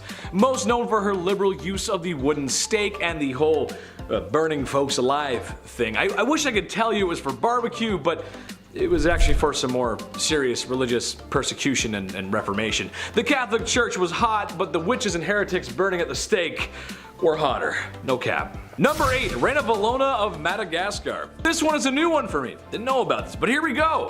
So basically, Queen Reina I'm just gonna call her Queen Ravioli because I can't pronounce it. Basically, Queen Ravioli takes over from her past husband. She says to herself, how can I make things better? Oh, I know. How about I become a ruthless, bloodthirsty, unaliving tyrant? Great idea, right? Yes, very not great success. Yes, unfortunately she did many heinous things. Something I found out to be particularly interesting, however, was her destroying the many good things her husband had set up before her. Madagascar had some European intervention, and while it's true that a lot of times that is a bad thing, and yeah, it's a bad thing, and it does bring some bad stuff with it, however, it also brings a lot of good things with it. In Madagascar's case, it was markets, modern schools, trade, and diplomacy with Europe, and that's good. Money's good, you like that. Well, the Queen wasn't having any of that, so she reformed. And by that I mean she repressed and unalive people. Number 7, Empress Irene. Kings, queens, emperors, and empresses. Chances are these folks are related. It's a family thing. E mia familia, you know what I mean? It's how it goes when you're the king, and you need a son to continue the lineage. Even though I would like to argue that if you're gone, you're gone. So who really cares who's taken over? Just my opinion. Speaking of eye gouging, oh wait, I didn't mention that before. I made a segue, but okay, that's alright, bad segue. Well, the topic of discussion here is Empress Irene. Basically, her son was taking too much power for himself. She was losing hers, and yada yada, and his eyes were gouged out from 2 guards, ordered by his dear, sweet mother. Can you blame her though? I mean, come on, he was threatening her rule. She worked so hard to get there. The chief was just silent on this one. Chief had no words for that one, guys. No words. Number 6, Fu Hao. Another woman in history married to a man in the stinky patriarchy. Worst! Except Fu Hao didn't want to be wife 57 of 64. She wanted more than that. And to be honest, I think that's fair. You go, girl. Who wants to be wife 57 of 64? Maybe some people in Utah, I don't know. What's maybe slightly more unholy than having that many wives is going on an epic military campaign and raging war in the Shang dynasty. A warrior queen, if you will. We know some of this history based on her tomb, as she was buried with ceremonial weapons, knives, blades, swords, some dogs, some human sacrifices, gold, money, jade, and lots of other valuable goodies. Just makes you want to loot all the stuff in there, doesn't it? I mean, jade's pretty cool. This was a common practice amongst male warriors back then, but you know what? Good for her and all that unaliving. Way to go, sister. I like it. Very nice. Okay. Number 5, Tamiris.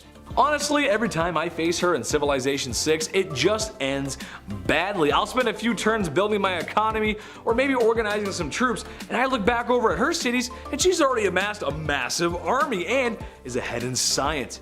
Yeah, I'm not the best Civ 6 player, but sheesh lady, come on, give me a break. This probably has something to do with her real life counterpart. Tamiris was a woman who lost her son to Cyrus the Great. So she said to herself, I don't know what's so great about this Cyrus guy. There's a Trailer Park Boys reference in there somewhere. Just imagine Ricky telling Cyrus off. I don't know, you gotta find it. Basically, after losing her son, she gathered the troops and commenced battle. The almighty Cyrus met his end, which, given how the way women were treated back then, probably didn't go over too well with PR. Yeah, she got her revenge though. Number 4, the Trung sisters. The Trung sisters are double trouble. You're getting 2 queens at once here. China was being down bad and trying to conquer some things that maybe they shouldn't have. Naughty, no. The Trung sisters came to answer the call. These girls are actually revered as heroes still today in Vietnam. But what they were able to do for so long was very impressive. China had a very impressive army, no surprise there, and Vietnam was a much smaller country, or kingdom I guess you'd say, and their army was not as impressive. But the sisters managed to hold them off for 3 years. 3 years with their forces. That is crazy good. That is very impressive, and perhaps a lot of bloodshed too. Sadly, the sisters waded off into the waters before they could be captured, because after that long fighting, I wouldn't want to be captured either. Number 3, Grace O'Malley. Avassi landlubbers, ye be looking for Grace O'Malley. Well then ye come to the right place, sir. Thank you, thank you. That is my private impression. I will be here all week. Bad impressions aside, Grace O'Malley wasn't a traditional queen, to be fair, but what she didn't have in regular queen qualities, she did make up for that in being a badass pirate. Nice. This is another one where I'm gonna ask Hollywood for a movie, please. Irish pirate queen? Come on guys, that's just a movie begging to be made. Grace O'Malley was a fierce pirate from the age of 11 and a wise woman who ruled the seas after her father's passing. I don't really have much to say after that, to be honest. I'll just wait for Hollywood to make their move. And maybe you could cast me in there. And I could put on some long red hair and some boots, and I could swim and put the red hair on me right now. I just look so good. Number 2, Queen Victoria. Okay, hear me out on this one. This one has more to do with their lineage per se than her, but it's her somewhat to blame. Okay, so Tsar Nicholas II of Russia, King George V of Britain, and Wilhelm Kaiser II of Germany were all first cousins. Their grandma was Queen Victoria. What? I know, right? Isn't that weird? Yeah, it's weird. Imagine how crazy your bloodline has to be for that. And, you know, the fact that during World War I, all 3 of these cousins were at war with each other. I mean, that's just insane. I mean, families fight, sure, but come on, man. Get the mustard gas off the table, bro. Come on. That's cheap. Just don't. Number 1, my mom. My mom, I love her so much. She's the best. But man, sometimes, she's so unfair. I had to do chores when I was a kid, and I had to put down the toilet seat, and worst of all, she made me put the lid of toothpaste back in the tube when I was done with it. Ugh! I mean, come on, right? Not like she ever did anything for me, like birth me, feed me, raise me, clothe me, and love me unconditionally. And now I gotta make my bed? Oh, this is the worst day ever! I'm sure no other cute boy with blue eyes like me ever had this problem. Ugh! Okay, comment reading time. We got a comment from Captain America. He said, "Your impressions are hilarious. Keep up the great work, sir." Thank you very much, Captain America, and thank you and all the Avengers for the good work that you do. Thank you to Iron Man. He's a cool guy. I like him. And Spider-Man. Tell Spider-Man I said hello. Thank you, Captain America. Nick Perlberg said, "As a fellow big guy, I appreciate you, Chetty." Oh, I bow to you, sir. I bow to any other large gentleman, portly sir out there. Thank you so much for watching. I appreciate that. Thank you so much. Wow, that's so nice. Jelly Helma says, "Crazy. I was crazy once. They locked me in a little white room. I liked it there. I died there. They buried me where the flowers grow. One grew down and tickled my nose. It almost drove me crazy. Crazy. I was crazy once." Ha, guys, that's good. Very nice. I like. And finally, we have Curious Man. Curious Man said, "Worst job ever, shoveling concrete in July in Fargo, North Dakota. Runner-up, plastic pipe butt welder in an unair-conditioned steel building in July in Fargo, North Dakota." Yeah, that is not fun, dude. That was from the video when I asked worst jobs ever. Yeah, that is not fun. Sweating. I used to work in a garden center, and man, it had no air conditioning and 40-degree weather. As you can imagine, Chetty did not do too well there. I was sweating quite. Had to change my shirts a couple times. You know what I'm saying? Number 10. Queen of hating her daughter. Starting off this list with a bang would have to be the utterly despicable Maria Eleonora of Brandenburg, the Queen of Sweden. Queen Maria here seems to be guilty of the crime of attempted delifing. That's a pretty crazy thing for a queen, but it gets even crazier when you find out it was her own daughter who she tried to do this to. For some reason, when the queen gave birth to her daughter, who she wanted to be a son, she instantly thought of her sweet, innocent little daughter as a dark and ugly monster with black eyes. Gotta love coming into this world and being hated purely for existing. As she saw her as a monster, Maria tried to have her daughter dispatched multiple times, and I don't know what this crime would be called, but she even forced her daughter to sleep next to the rotting corpse of her own father. Maybe that's the true crime here, because this is messed up. Number 9. Don't mess with the Empress. The only powerful female emperor in the history of China has got to make you extremely ruthless, simply because you are a target and you would have needed to work to get to where you are. And you know what? Wu Zetian, who ruled during China's Tang Dynasty, was quite ruthless. She took her position of power by force, and she slayed many people in order to do so. But she didn't stop there. She committed more acts of slaying throughout her rule as well. And I don't mean like slay queen, although that does really work for this list, but no, she slayed people. And we don't support that kind of criminal behavior, even if you are above the law. To make matters worse though, it is reported that even her mother and grandchildren fell onto that list of victims, all because they were against her. Truly a ruthless queen. Number 8. Mommy issues. Empress Irene of Athens ruled between 797 to 802, and she co-ruled with her son for 2 decades before leading it all by herself. That's not a crime, but how she did so was a bit more, I don't know, just a little outside the realm of legality by today's standards. Her son, Emperor Constantine VI, was not a popular emperor, and the Empress was quite an ambitious and greedy woman.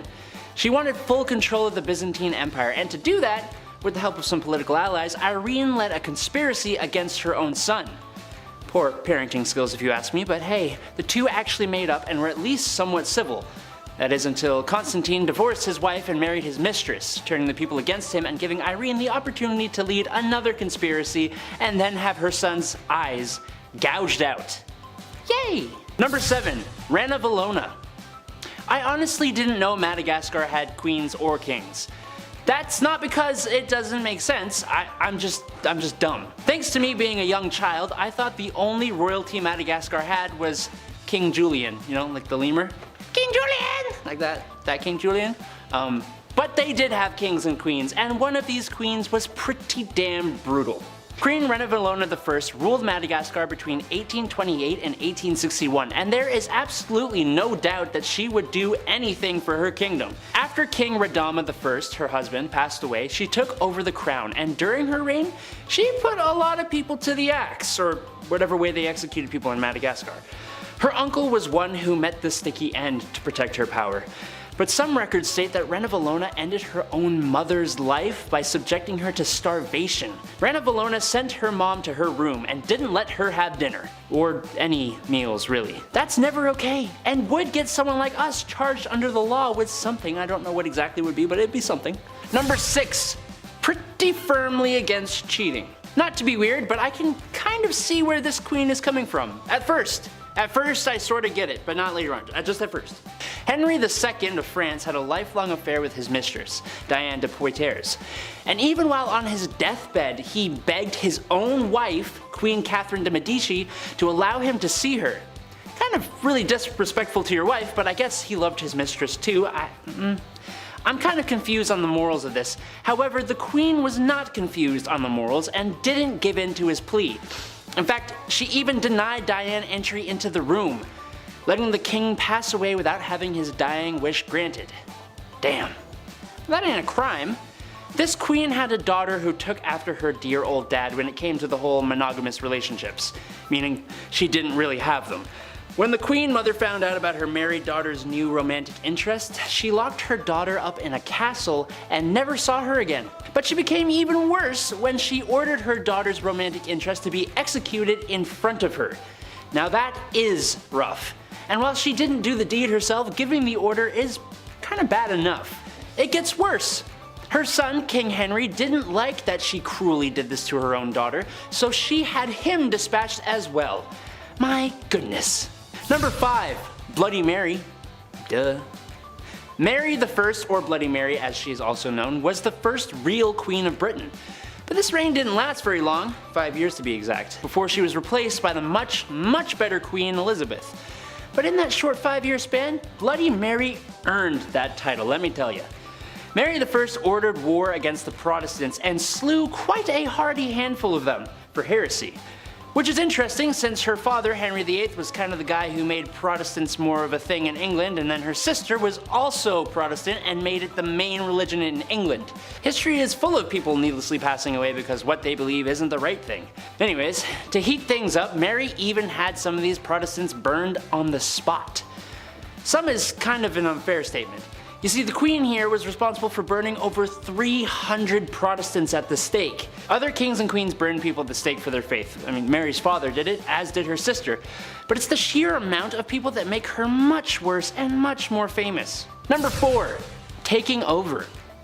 Queen Catherine the Great of Russia was obviously a queen of Russia.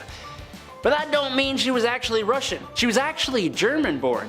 But she was Russian to get herself into power when it turns out her husband, Emperor Peter, was not very liked by his own people, as he showed a very obvious dislike for Russia, which is kind of weird. She took advantage of people's disdain, and while she may not have directly done the life ending here, it is pretty well stated that the act was committed by her supporters, and public opinion held her responsible. She was called the Great, but it seems she was actually kind of the absolute worst, even if she was a strong ruler. She does look very proud of herself in a lot of her paintings though, which, I mean, she overthrew her own emperor husband and became ruler of a country she isn't even native to. So like, yeah, I guess, good job, I think. Number 3. La Loca de Loco. Finally, a queen not on this list for ending other people's lives. No, Juana La Loca was far worse than that. Not to be insensitive, but Juana La Loca was loco. She was the Queen of Castile from 1504 to 1516, and she suffered from various mental disorders. After her husband died in 1506, her father buried his body, but that didn't stop La Loca from opening the tomb and caressing her husband's non-living body from time to time. Ultimately, she even ordered people to dig up the body fully, and she would kiss her deceased husband's feet. Sorry, excuse me, I need some water after that. That's disgusting. That's a lot. Oh good, we aren't done. Of course not. No, apparently, Juana would also carry his coffin everywhere with her and even kept it under her bed. It wasn't until years and years later she allowed his burial outside her window, finally. Look, I get loving somebody, but dear lord, imagine what she was like when he was alive. Stage 10 clinger, 100%. Number 2, let them eat cake. How about a queen that caused a whole revolution? That's gotta be a good one. We have almost all heard of Marie Antoinette. She was well known for splurging on things she shouldn't have and the countless affairs and scandals she was involved in. Like the scandal of the necklace. Countess de la Motte pretended to be the queen's friend and entered the French court in 1785. She fooled a member of high society in believing that the queen loved him, even going as far as to hire a lady of the night, disguise her as the queen, and convince the poor guy that Antoinette wanted to purchase a diamond necklace that cost 1,600,000 livres, which is almost $12 million by today's money. The amount of sheer greed and debauchery that happened while she was around made her own people rise up and fight back against the unfairness of the French monarchy. Good job, you made your people hate you, cause y'all ignorant. Number 1, Countess not Dracula? Born in Transylvania, because of course she was, in 1560 Countess Elizabeth Bathory of Hungary was a Hungarian noblewoman. But more than that, she was an extremely infamous serial slayer. She used her position of power to defend herself from ever having to suffer the consequences of the heinous crimes she would commit. Okay, well, name the crimes, Adam. Okay, I will. Elizabeth spent years slaying servants and peasants just because she wanted to and enjoyed it. She did it so much that her own husband, Count Nadasdy, went so far as to build his wife a torment chamber for her to do this more comfortably. Great husband, horrible person. Elizabeth also had a nasty habit of actually feasting on her prey. She would often bite and eat chunks out of them while they were still alive, and in one case, she may have even forced someone to cook and eat some of their own body. Eventually, her conduct became so appalling that a trial was held. It only took forever to happen. She was convicted on 80 counts, but was only sentenced to solitary imprisonment within her castle. That's it. Like, how is that okay? I don't get it. She thankfully met her end 3 years later in 1614, but my lord was she a bad dudette. Not good. Number 10, Boudica. She was very tall, the glance of her eye most fierce, her voice harsh. A great mass of the reddest hair fell down to her hips. Her appearance was terrifying. Sounds awesome to me. One of the most famous queens in British history, Queen Boudica was originally co-ruler of the Iceni tribe of East Anglia, alongside her husband, King Prasutagus. That is, she was until the Roman governor of Britain at the time attacked. Prasutagus was killed and his lands and household were plundered by the Romans. Boudica and her daughters were rather savagely treated as well. So much so that after the fact she rose up, leading other tribes of Britons who banded together and decided to take the fight back to the Romans. The Britons captured the Roman settlement of modern-day Colchester, with the Imperial agent fleeing to Gaul. They fought to London and to St. Albans, storming the cities and sending the defenders fleeing. The Britons desecrated the Roman cemeteries, mutilating statues and breaking tombstones. The Roman governor of Britain at the time, who had fled with his troops into the safety of the Roman military zone, challenged Boudica with an army of 10,000 regulars and auxiliaries. "Win the battle or perish, that is what I, a woman, will do. You men can live on in slavery if that's what you want." It's a pretty good quote. The battle was a brutal defeat though, with Boudica taking poison to avoid becoming a prisoner. Criminal to the Romans, but I mean, a hero to pretty much everyone else. Number 9. Nefertiti. Kind of hard to call this a crime, but basically Nefertiti was the wife of the Egyptian pharaoh Amenhotep IV. Being close to equal in power to her husband, as well as very influential in her own right, she and her husband did something quite scandalous.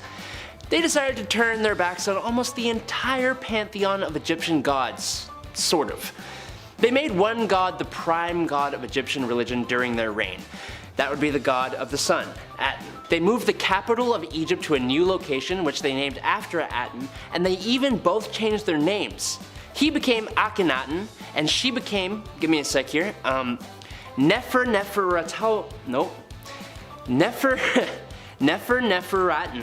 Nefertiti. There's like a hyphen in there, I don't know. Both of those names, as you may have noticed, have the name Aten in them. Nobody liked this change and it was quickly reverted after they were no longer in power. Sure was scandalous though. Number 8. Anne Boleyn.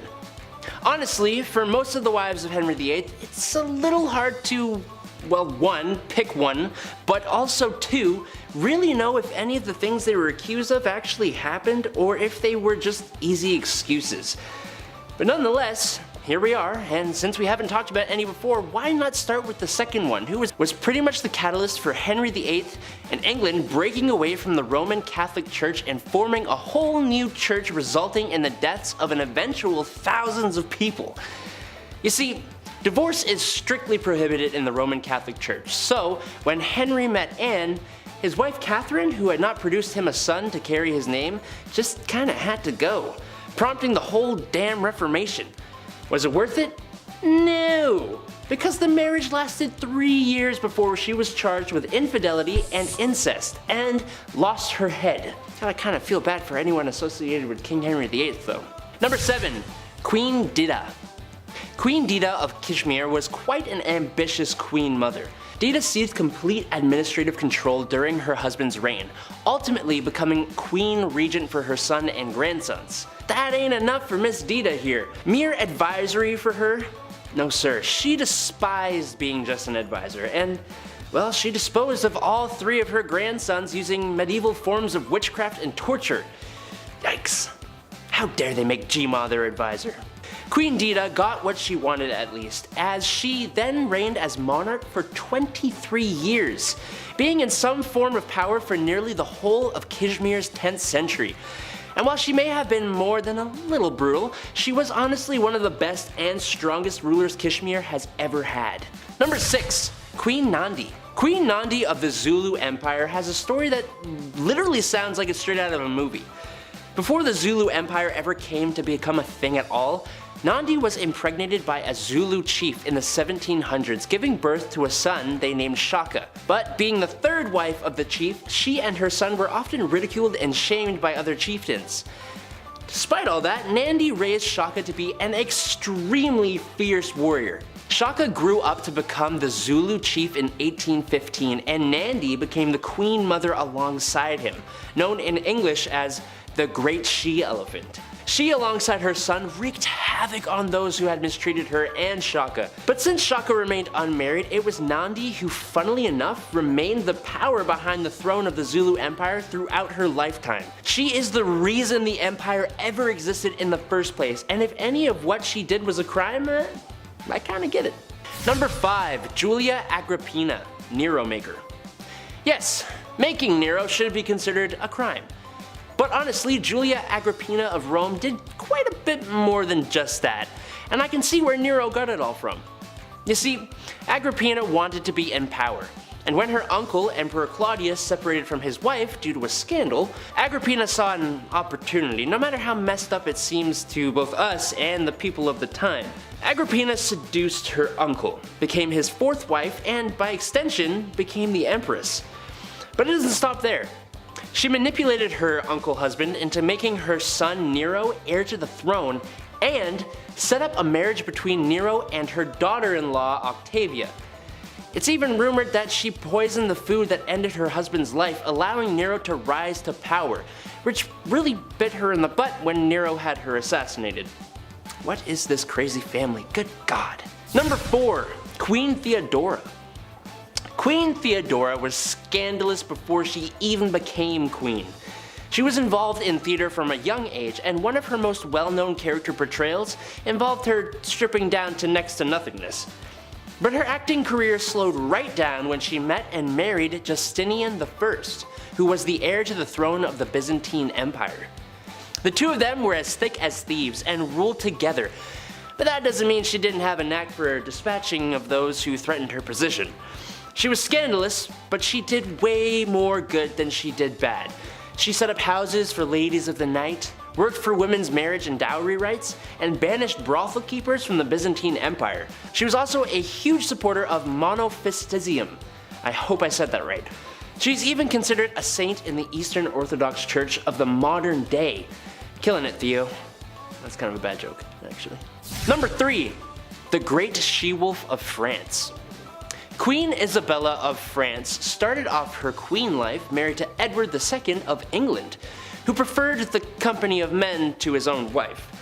This is obviously a precarious and possibly extremely frustrating situation to find oneself in, but she kept it bottled up and even gave birth to a son, Edward III. Until it all came to a head when her husband found a new favorite. She visited France and had an affair with Lord Roger Mortimer, an exile from England. But the better twist came when Isabella, alongside Mortimer and a mercenary army, invaded England, took the throne, and she became queen regent for her son Edward III until he came into power. She also was probably responsible for the dispatching of her husband Edward II while he was captured. Eventually her son would come into power, and she was imprisoned for 2 years before being allowed to live a quieter life in retirement. Number 2. Queen Fredegund. I was constantly double-taking almost the entire time I was reading about this woman. She was crazy ruthless, and all seemingly for the betterment of both her bloodline and the Merovingian kingdom. She became queen in the 5th century, marrying King Chilperic, and organizing the death of Queen Galswintha and sending Queen Odovera to a convent. When Brunhild, a big enemy for the king, and sister of the late queen, swore vengeance on them, Fredegund brutally destroyed Brunhild's husband and sisters, destroying them as in that kind of thing. The queen also made sure that all of the other heirs to the throne stopped breathing, making it a sure thing that her bloodline would occupy the Merovingian throne. Her son, Clotaire II, was only a baby when the king met his end in 587, so, of course, this ambitious queen rose up to power, fighting battles, quelling rebellions, and ensuring the smooth running of the Merovingian kingdom in her role as queen regent. She met her end in 597, 10 years after her husband, but Clotaire II continued in his mom's footsteps, having Brunhild and all her descendants removed from existence, resulting in 20 years of peace. So it's good. Number 1. Cleopatra. A list of scandalous queens would not be complete without one of the most well-known and famous rulers in history. Cleopatra VII Philopator was the last pharaoh Egypt ever had, reigning from 51 to 30 BC. Her life was full of scandal. When she first came into power, she was co-ruler with her husband and brother, Ptolemy XIII. But that didn't last very long, as the two did not see eye to eye, and it started a huge civil war in the country. At the same time, a conflict from Rome made its way to Egypt as well, resulting in Julius Caesar allegedly being seduced by Cleopatra and helping her end her brother's life.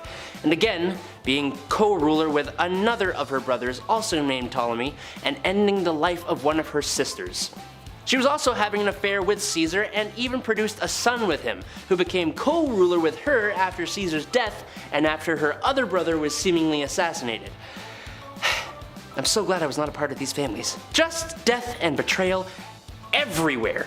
She then went on to seduce second Roman triumvirate member Mark Antony and sided with him when Octavian and Mark Antony engaged in the final war of the Roman Republic, which Antony lost, fighting with and alongside him until she poisoned herself to avoid being paraded through Rome and executed by the victorious Octavian.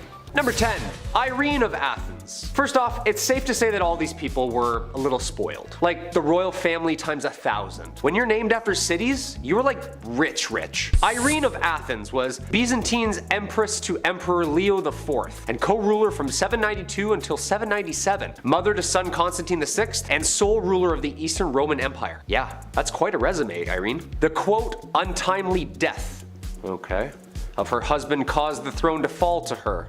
Interesting. Although when Irene's son Constantine was a teen, several revolts tried to make him sole ruler. Mom caught on in 797, and Irene gouged out both of her son's eyes and imprisoned him, dying shortly after. Talk about grounded, dude. Mom's in that unconditional love, huh? A revolt years later overthrew Irene and exiled her to a remote island where Irene died months later. History's dark, huh? She's like, I'm gonna count to 3, and then I'm gonna rip out your eyes. 1, 2... Number 9, Valeria Messalina. Turning the clocks back to 17, you know, the year 17, just 17 AD, a classic. That in 2016, solid years. Metaphorically and literally, ancient Romans paved the way for following civilizations. They achieved some groundbreaking stuff in their time, but the Empress of the Romans at that time, from 17 AD to 48 AD, Valeria Messalina, well, she was too focused on a more lavish business rather than ruling over armies at that time. Many accounts in history can confirm this. Pliny the Elder wrote about it as well, so you know it's the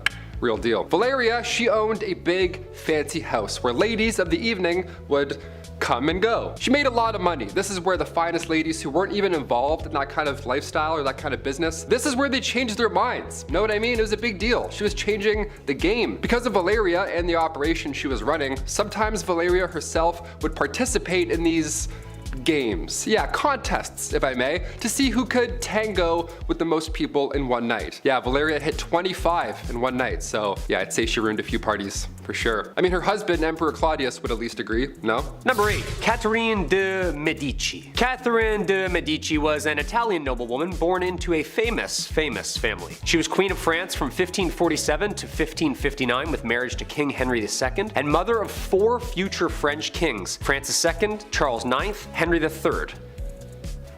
The years during which all her sons reigned have been called the Age of Catherine de' Medici, as she has extensive influence in politics in France at the time. Yeah, I'd say so. I mean, she raised those boys. She was like the secret hand making all the decisions, but she was cool and subtle. She's basically the Kris Jenner of her time. She married Henry, second son of King Francis, and after the king took part in some friendly jousting, he was smashed in the face and the splinters took his life days later. Ouch. Catherine then and her frail 15-year-old son were king and queen. When he died, she took power again till her 10-year-old son was ready. After that, he died, same thing for the third son. The age expectancy was abysmal back then. She ruled with her youngest until her illness in her late 40s.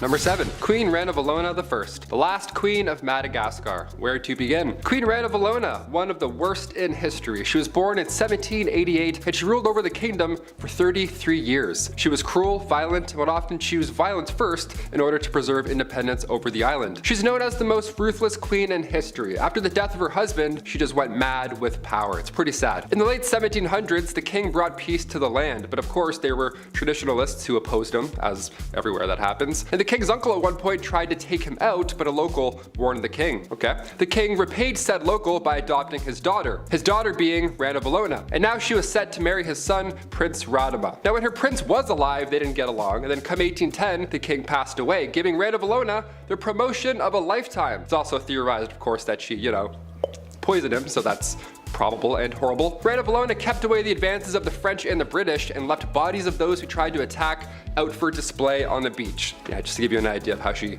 handled things. Yuck. Number 6. Bloody Mary. England's first female monarch, Mary I, ruled for just 5 years. The only surviving child of Henry VIII and Catherine of Aragon. Mary took the throne after the brief reign of her half-brother. They say she was an evil queen, but after doing my homework, yeah, I'd have some chips on my shoulders as well. Married at 9 and 11? Everyone's just yelling at you because you're too young to have kids? Yeah, that's awful. She was promoted and demoted so many times, no wonder she did what she did. Every time she was close to the throne, all of a sudden her family tree was just like rearranged by law. Her dad decided to go down the other family route. Nice, nice. She's infamously remembered for burning 300 English Protestants at the stake, which earned her the nickname Bloody Mary. Her brother found a loophole with religion, so she was like, oh, okay, yeah, go ahead. Yeah, light him up. She's also famously remembered as teaming up with her half-sister Elizabeth I and ruling together as sisters, making them the first 2 British queens. She was spoiled from birth, but she's kind of a badass. Anyone that did her harm, past or present, they were either sent to the tower or the chopping block. Checkmate. Number 5. Empress Agrippina. Continuing on from 48 AD, the next leading lady in charge of ancient Rome was Julia Agrippina. And right off the bat, she was already spoiled. Yeah, she lived a lavish life. Her husband was the emperor, of course she did. She had a family, but still, that somehow all wasn't enough for Empress Agrippina. And she wanted more. Julia was quite ambitious, and she spent most of her early life trying to dethrone her predecessors, of course, as one would. She believed that her and her son had a claim to the Roman throne by birthright, so she lied her way into royalty by tricking her uncle Claudius into changing Roman law just so they could get married. Yeah, love it. Gotta change the rules, I guess. We can do that? Okay. Suddenly though, after they got married and she became empress, suddenly, just out of the blue, oh no, Claudius passed away. Crazy. Most people think Julia had something to do with it. That's likely the case. The Empress and her son Nero went on to rule Rome from 49 to 54 CE. Julia stayed by her son's side for as long as she could so she could, hold on to that little bit of power, but eventually Nero got tired of his mom talking over his shoulders. He's like, you know what? No, you go to your room. How does that sound? Nero then had her forced out of said power, and Julia, as you could imagine, was furious because power was the one thing in the world she desired the most. And so she rallied a group of supporters to try and, overthrow the power, but plans backfired and she was expelled instead. Yeah, I'm watching a lot of Survivor right now. In Survivor, we call that a blind side, Jeff. Here we go. I'm so sorry. Sorry, Ptolemy, I had to. Number 4. Diane de Poitiers. Diane de Poitiers was a French noblewoman. She held power and influence as King Henry II's royal mistress and advisor until his death. And at the tender age of 15, Diane was married to Louise de Breze, the much older and grandson to the King of France. They had 2 daughters, Francois and Louise. After his death, she took interest in another very powerful man, her childhood crush, friend, and the new king. Henry married to Catherine de Medici. Wait, like that, Catherine? Yeah. Oh yeah, talk about a bizarre love triangle of power. After he got clocked in the face and died in a jousting accident like I said before, Diane adopted the habit of wearing black and white for the rest of her life. Queen Catherine de Medici soon assumed control though, restricting her access to the royal chambers from Henry's deathbed and not even allowing her at the royal funeral. I mean, she's a married woman. Wives and their husbands' mistresses. Copying her style, stealing her man and her crown, she was exiled, comfortably. Like early rich retirement. Spoiled. What do you think? Number 3, Princess Margaret. Princess Leia wasn't the only rebel, okay? Princess Margaret, I have to mention, she partied with rock stars during the 60s, okay? I'm not gonna leave her out of this list. The Queen's younger sister was known as the rebel princess. She was seen for years and years as this badass, I guess, in the media, whatever. She passed away in 2002, but even to this day, we're trying to piece together her love life. Yeah, Pablo Picasso actually wanted to marry the princess. How fun is that? Also, I didn't realize how recent Pablo Picasso died. That was alarming. That was a wake-up call. Guess my whole life's a lie. Sick. Hit that thumbs up button if you also agree that Pablo's more recent. Insane. Her wedding was the first to be aired on TV, okay? She was a big deal. The first televised royal wedding took place on May 6, 1960. Now, in 1968, word had spread that the princess had an affair with nightclub pianist Robin Douglas Home, who just a year and a half later sadly took his own life. And then come 1973, paparazzi got photos of her with a landscape gardener on her private island. Ooh la la. Big zoom on that one. One of the more unusual facts surrounding Princess Margaret was that she was cremated. Yeah, she had chosen to break tradition so that her ashes could be shared in the same tomb as her father. Yeah, how dare her decide what she wants to do with her body post-death. Number 2, Cleopatra. Talk about spoiled. Cleopatra Philopator was queen of the Kingdom of Egypt from 51 to 30 BC and its last active ruler. From both Roman and Egyptian blood, Cleopatra accompanied her father, Ptolemy XII, into exile to Rome. But after a revolt in Egypt, his rival daughter, Berenice, claimed his throne. Ooh, siblings, am I right? What are you looking at? Berenice was killed in 55 BC when Ptolemy, her, and Cleopatra's brother returned to Egypt with a Roman military and took revenge. Yeah, more siblings. When dad died, the reign of Cleopatra and her brother Ptolemy XIII was born, and short-lived, because arch nemesis Julius Caesar and him kind of hated each other. And yet, another war. Cleopatra sided with her brother's foe this time. Yeah, lots of switching sides back and forth, huh? Not a lot of loyalty in these families. I don't know. Eventually she cheated on him with Mark Antony, resulting in yet another war. After Antony was defeated, it led her love to take his own life out of shame and guilt. When Cleopatra found out about this, she poisoned herself, following him into the afterlife. Yeah, that's loyalty. That's true love. The OG Romeo and Juliet. Also, Shakespeare does a wonderful show around the affairs and power of these two. Eternity was in our lips and in our eyes. Antony, Act 1, Scene 1. That's beautiful.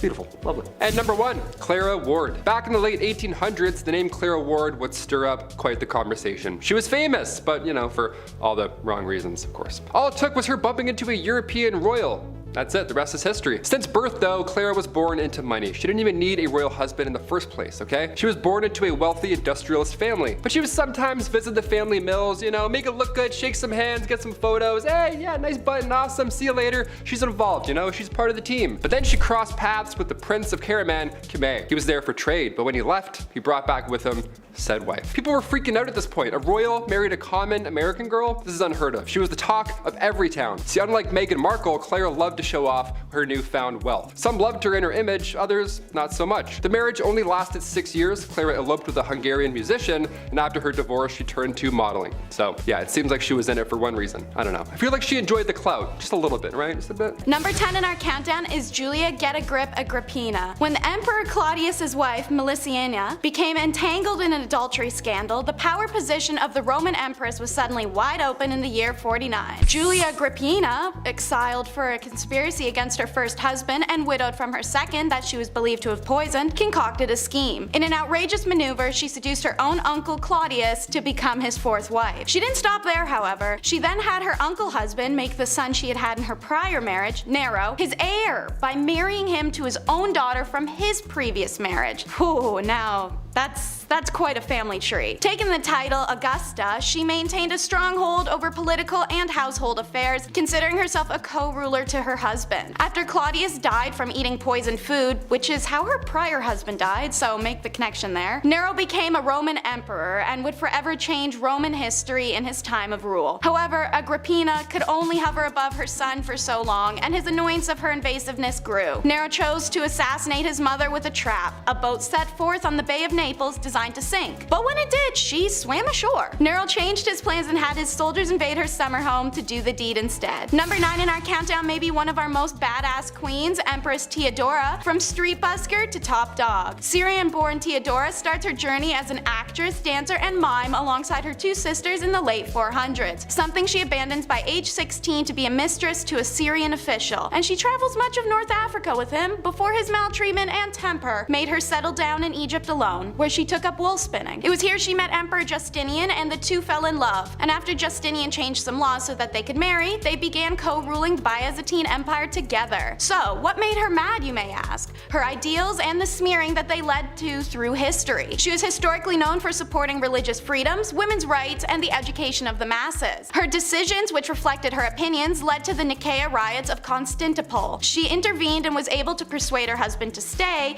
The two successfully quelled the revolt, and in turn, she made Constantinople one of the most sophisticated cities in the world and promoted women's equity. Theodora's name appears in almost all the legislation passed during the period, and she received foreign envoys and correspondence with foreign rulers. Her husband died in 1527 AD, and Theodora took sole control of the Roman Empire. Under her reign, bridges, aqueducts, and churches were built. Theodora died of cancer on June 28, 548 AD. She and Justinian are both considered saints by the Eastern Orthodox Church. The she-wolf of France is in number 8 of our countdown. Her actual name is Queen Isabella of England, and she was famously married to the closeted Edward II. Acting as a beard to someone who doesn't love you would be hard enough, but the two did also have to produce heirs together. One would be the future King Edward III. Queen Isabella was in a desolate and lonely situation, especially as her husband's two male suitors, Piers Gaveston, who he gifted her jewels to, and Hugh Despenser, who was a wildly hated extortionist, were always his preferred company. So she rounded up some spiteful nobles, first killing Gaveston by beheading, and then driving Despenser from the country and redistributing his wealth. King Edward unsurprisingly was upset and sieged against those who had contributed to the death and exile of his lovers, all whilst his wife took cover in the Tower of London. It's here she met exiled British traitor Lord Roger Mortimer and started her own affair. She had him broken out and sent to France, where she later joined him and with her son, and then sent Edward a letter that essentially said, "Suck it." The anger at having been cast aside turned into burning desire for vengeance as Isabella invaded England with her new husband and army and usurped the throne, where she and Mortimer then ruled until her son came of age and had her dethroned for her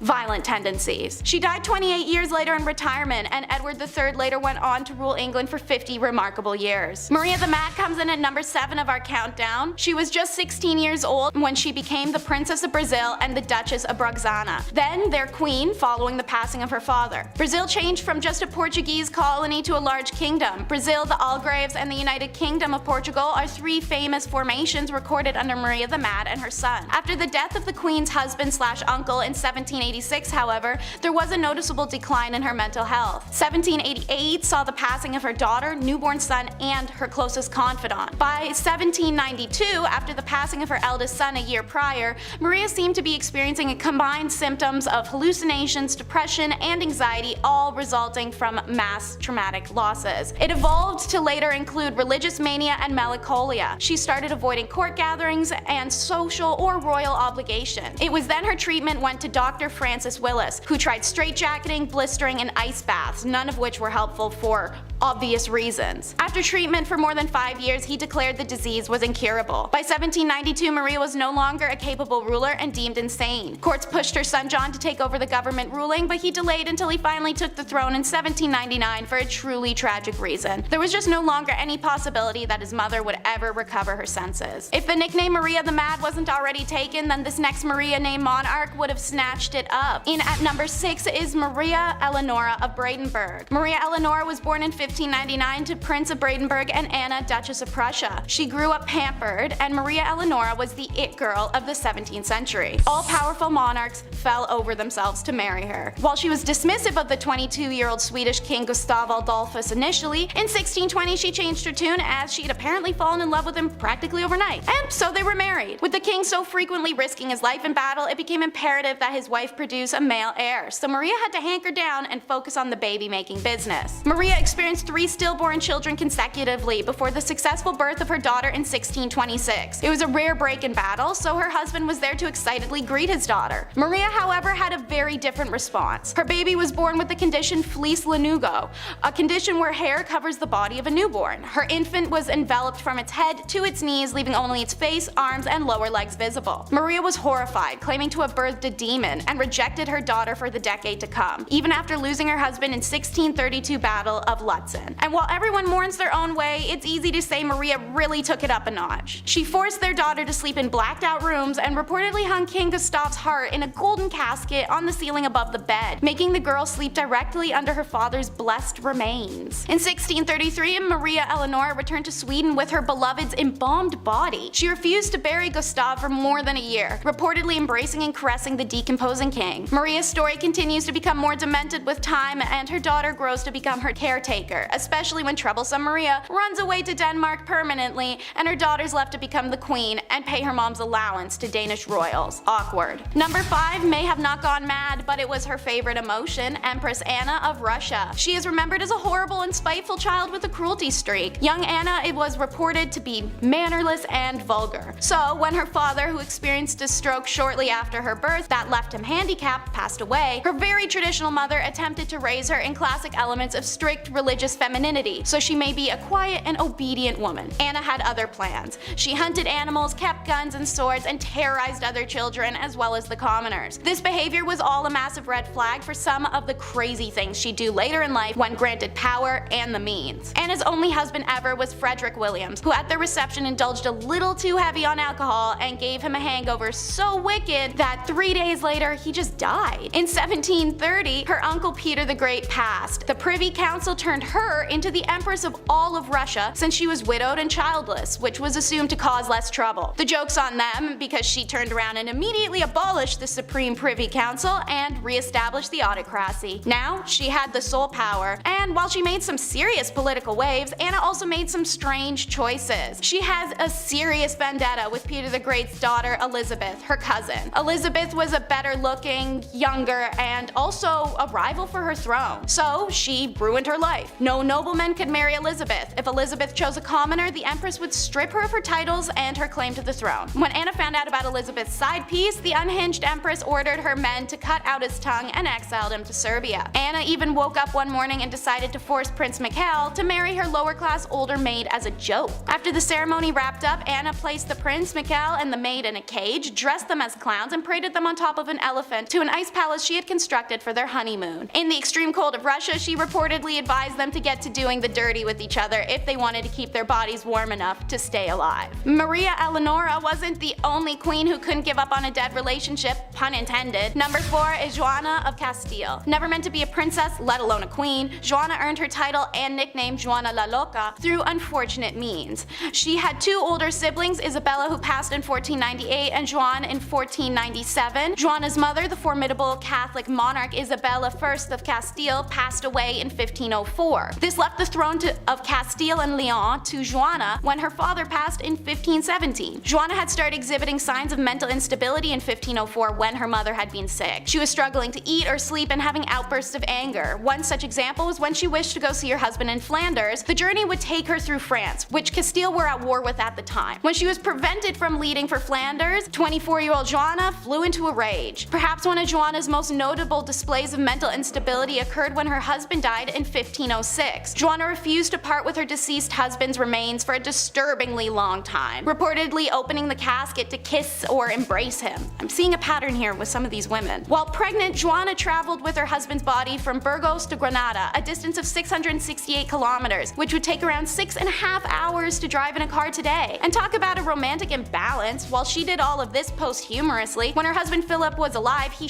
talked Joanna's madness to anyone that would listen and completely discredited the woman. In 1509, Joanna was placed in the royal monastery/convent of Santa Clara and Topless, Castile, by her son Charles, who also forbade Joanna to have any visitors until her passing. The most recognizable name on our list is Marie Antoinette, who is number 3 in our countdown. Married at only 14, Marie was known to have lived an opulent lifestyle, but there was a lot of conspiracy and debate about the young woman. She was performing what she knew her royal duties to be, and she was known for not always being the most educated. She started the trend of riding donkeys and the worldwide trend of feathered/stuffed bird hats. She even once had an entire miniature village created with functioning shops so that she and other elites may dress like commoners and experience living lower status. Marie was misguided and young, but she was also the victim of an incredible smear campaign. She was accused of having ulterior motives constantly, supplying the Austrians with military plans or siphoning millions of livres of treasury money to Austria. It was the tales of sexual deviance that were the most damaging though. Alleged to have had orgies, laid with commoners, or even have sex with her own ladies-in-waiting. Her most offensive accusal was thrown at her in trial before her famous decapitation, where she was accused of committing indiscretions with her own child, Louise Charles. With such a vast array of accusations against her, not one of which was supported by any concrete evidence, the trial was a formality, conceived merely as a step towards completing the revolution. Marie Antoinette was declared guilty and executed only hours later at the age of 37. Speaking of sexual deviance, meet Queen Anna Nzinga, who is number 2 in our countdown. Queen of what's now known as present-day Angola, Anna took the crown when her brother passed away. Being Queen of Angola was hard work. Anna managed to keep the Portuguese invaders out for over 40 years alone. So how would you, a tough and titanous queen, decompress? Why, by building a harem, of course. Anna collected the men she found to be the most attractive warriors in her region, keeping a harem of 50 to 60 men close at hand for whenever she, well, wanted to romp in the sack. Spending a great deal of her time strategizing around battlefield in men's apparel, some historians wonder if that's why she required the men in her harem to dress as women. Now, Anna didn't have time to deal with picking who she was gonna sleep with every night, so she devised a unique system. Anna would just have the 2 men who desired her the most that evening fight to the death every night, and then bed the winner. The next day, the winner still loses, as she would have them executed. Anna disbanded her harem at 75 when she took on her teenage husband, cementing her status as not only a serious badass who liberated her people and established dominance in an era of men, but also as a cougar. The next queen fought her way to the top of the countdown. Number 1 is Queen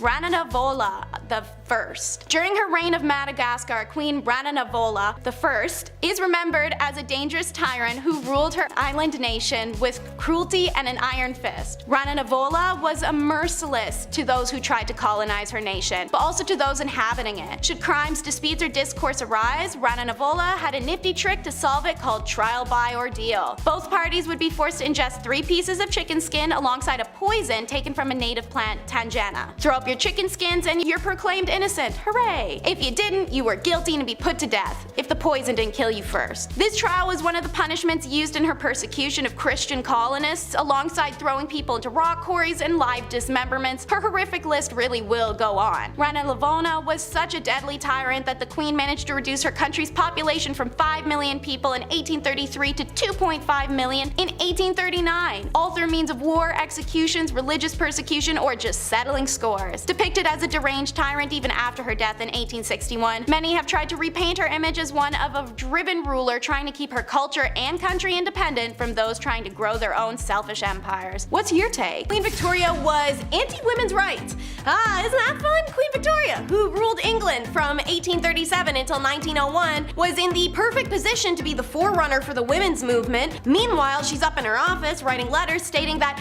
the movement of the present day to place women in the same profession as men was mad and utterly demoralizing. She stated a woman's place was in the home and also condemned the idea of a woman becoming doctors or any career. In a letter written by Victoria to her uncle Leopold, King of the Belgiums, she wrote that her husband Albert grows daily fonder of politics and business and is wonderfully fit for both, and I grow daily to dislike them both more and more. We women are not made for governing, and if we are good women, we must dislike these masculine occupations. Y'all, the Queen wrote that! In 1850, the Queen was faced with the Women's Franchise Bill passing in Parliament and began a very lengthy correspondence with Prime Minister William Gladstone, letting him know about her strong aversion to these so-called erroneous rights of women, and that she felt so strongly upon this dangerous, unchristian, and natural cry and movement of women's rights that she is most anxious that Mr. Gladstone and others should take some steps to check this alarming danger. Let woman be what God intended, a helpmate for man, but with totally different duties and vocations. Yeah, it didn't age well. And if you're doubting me, let's take a look at this petty beef. Queen Victoria was not for the girlies. She was a bitter and jealous B-word a lot of the time and over many different things. One was Lady Flora Hastings, lady-in-waiting, but also very close friend to Victoria's mother, who in 1839 presented herself to the Queen's dock with abdominal pain and a severe gut swelling. Lady Flora had been part of the royal household during Victoria's upbringing when the young heir to the throne was subjected to a strict system of rules and regulations that left her isolated and unhappy. The Queen still harbored that grudge against Flora because of her association with this bleak time and also her mother, who Victoria had serious mommy issues for. Anyways, Flora was unmarried, so the immediate visual symptoms led to an assumption she was preggers, out of wedlock. Demon-ass Victoria Victoria revels in this opportunity, and she has former governess Baroness Lezen obligingly spread the rumor that Flora is pregnant. Since Victoria suspected the father was a much-hated guardian from her childhood, Sir John Conway, she threw that into boot. Hastings is publicly humiliated, forced to protest her innocence, and undergo a gynecological examination, which proved in fact she was not pregnant. Her swollen stomach was due to advanced liver cancer, and she died a couple weeks after. Conroy and others spearheaded a press campaign to slam the queen and her fellow conspirators for smearing and defaming the Lady Flora. It dented the young queen's popularity, and at Flora's funeral 2 months later, the people quite literally dented her carriage when they stoned it. A lot of hypocrisy, especially from a woman of many lovers, one of whom was very obviously John Brown's scandal. The worst day of Queen Victoria's life, the day her husband Albert died. The second worst day of Victoria's life, when her loyal servant John Brown died. John Brown served as the queen's constant companion, and he pledged to be with her always. After the death of Albert, Victoria relied on her devoted manservant from Scotland for everything. Victoria's children referred to him as Mama's lover, naturally due to the fact they slept in adjoining room. Heated gossip naturally made its way around why Brown's shocking informal manner with the queen and his high-handed rude ways with other royals seemed to suggest his closeness with Victoria, in the words of one contemporary insider, was contrary to etiquette and even decency. Speculation that the two secretly wed came out when the queen's chaplain claimed on his deathbed that he performed the ceremony. There was also talk of 3 additional hidden children. Premarital relations between John Brown and Victoria, or possible marriage, it's never been proven. However, when Victoria died, she requested a photo of him be placed in her coffin, along with a lock of his hair, some of his letters, and his mother's wedding ring he had gifted her. When Victoria died, her son Edward had any statuary destroyed or removed that talked of Brown. He also had 300 letters of his mother's burned.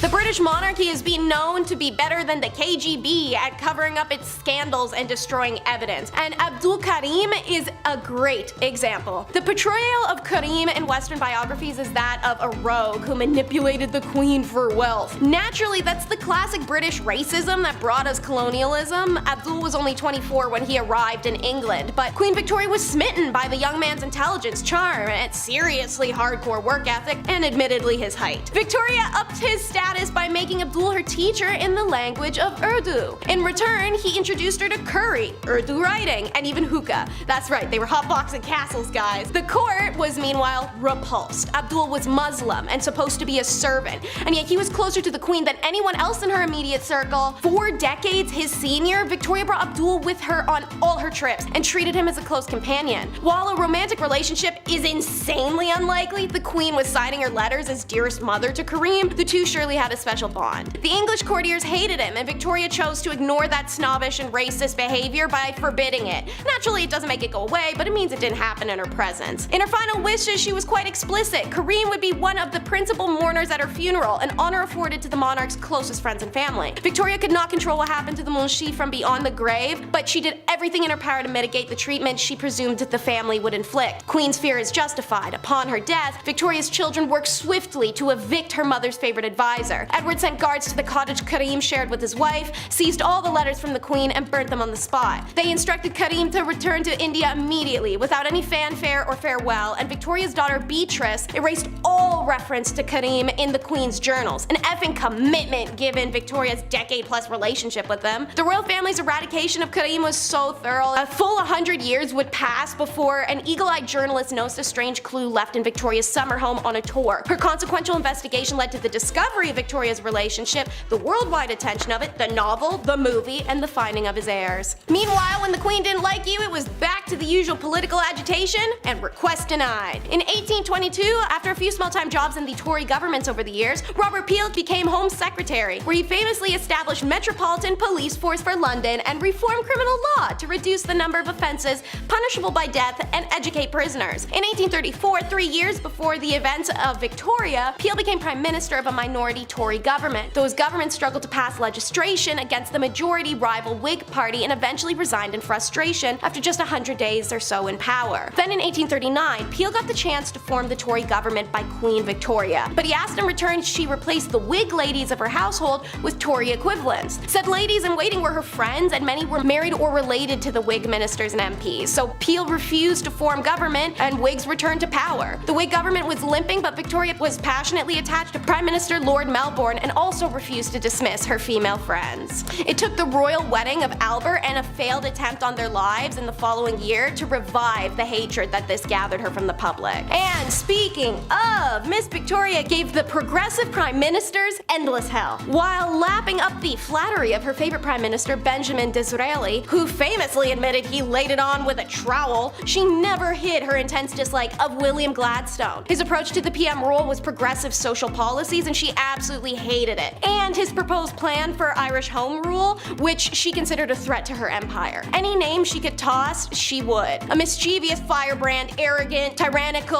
obstinate, half-crazy, wild, incomprehensible old fanatic. More than a few observers sensed there was an element of jealousy in her enmity towards the people's William. He was always more liked than she was. When Gladstone won the 1880 general election, she announced to the world she would abdicate the throne rather than accept him as prime minister. Then offered two other liberal grandees the job who insisted Gladstone had to take it. Then she tried to force him to weed out the members of cabinet she didn't like. He refused. Her interventions failed to prevent her cabinets from achieving what they were determined to do, but she could wear them down. One of her prime ministers said handling her was like having a whole separate government department to deal with. But she just wasn't a pious wife or an eccentric widow. Queen Elizabeth was also a bad mama. Let's get it straight in clean-cut, open, honest terms. Victoria did not like children, but she loved the act of making them, especially with Albert. Unfortunately, she was wildly fertile, so you want one of those things. In those days, you got the other thing. She definitely seemed to be one of the women who lacked inherent biological maternal instinct. That's never a flaw, ladies. You aren't broken, just so you know. Because intercourse during pregnancy was believed to harm babies back then, it meant for the better part of a year she'd be banned from intercourse or even cuddling with Albert, the two things she wanted more than kids. It's honestly quite fair from her position that she resented her children between being deprived of her husband,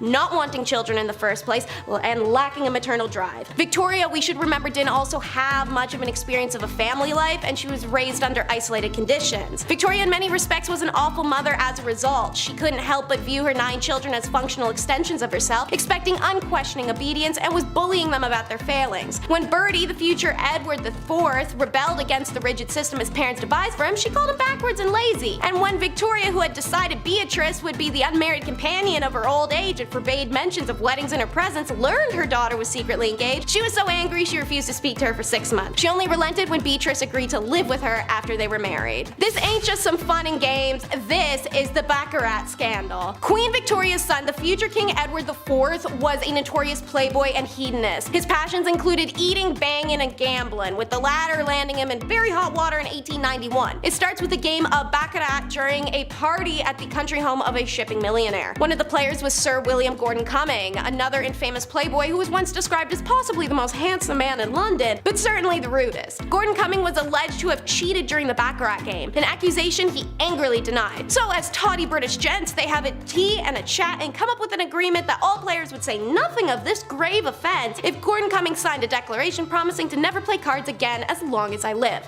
Not a hard ask. You know, he signed it for nothing. Much to Gordon Cumming's annoyance, the story did leak and became a high society gossip. And like a tawdy British gent, Gordon Cumming decided to sue several of the Baccarat players for slander. The trial was a media circus, the future king appearing in the witness box and society ladies watching through their little opera glasses. Gordon Cumming did lose the case, however, the public was largely sympathetic to him and resented Edward for his part in the whole ugly affair. The prince became deeply unpopular for a time, was even booed at Ascot the same month. Another child of Elizabeth's caused a media circus that had her mama reeling. It's the scandal-coated daughter. Princess Louise seemed to rebel from the moment she came into the world. She was an exceptional learner, talented, intelligent, artistic, big on women's rights movement, and the most beautiful of Victoria's 4 daughters. Although an artistic career, or in the words of Victoria, any career, was not appropriate for a princess, let alone a woman, the queen allowed Louise to attend art school and later the National Art Training School. Now, on to the nasty. Historians assert that Louise had an affair with her brother's tutor. Some accounts state she fell in love with him in the years of 1866 to 1870, but it's not determined if anything physical occurred or if it was just a real big crush. Hearing of Louise's infatuation for a man 14 years her senior,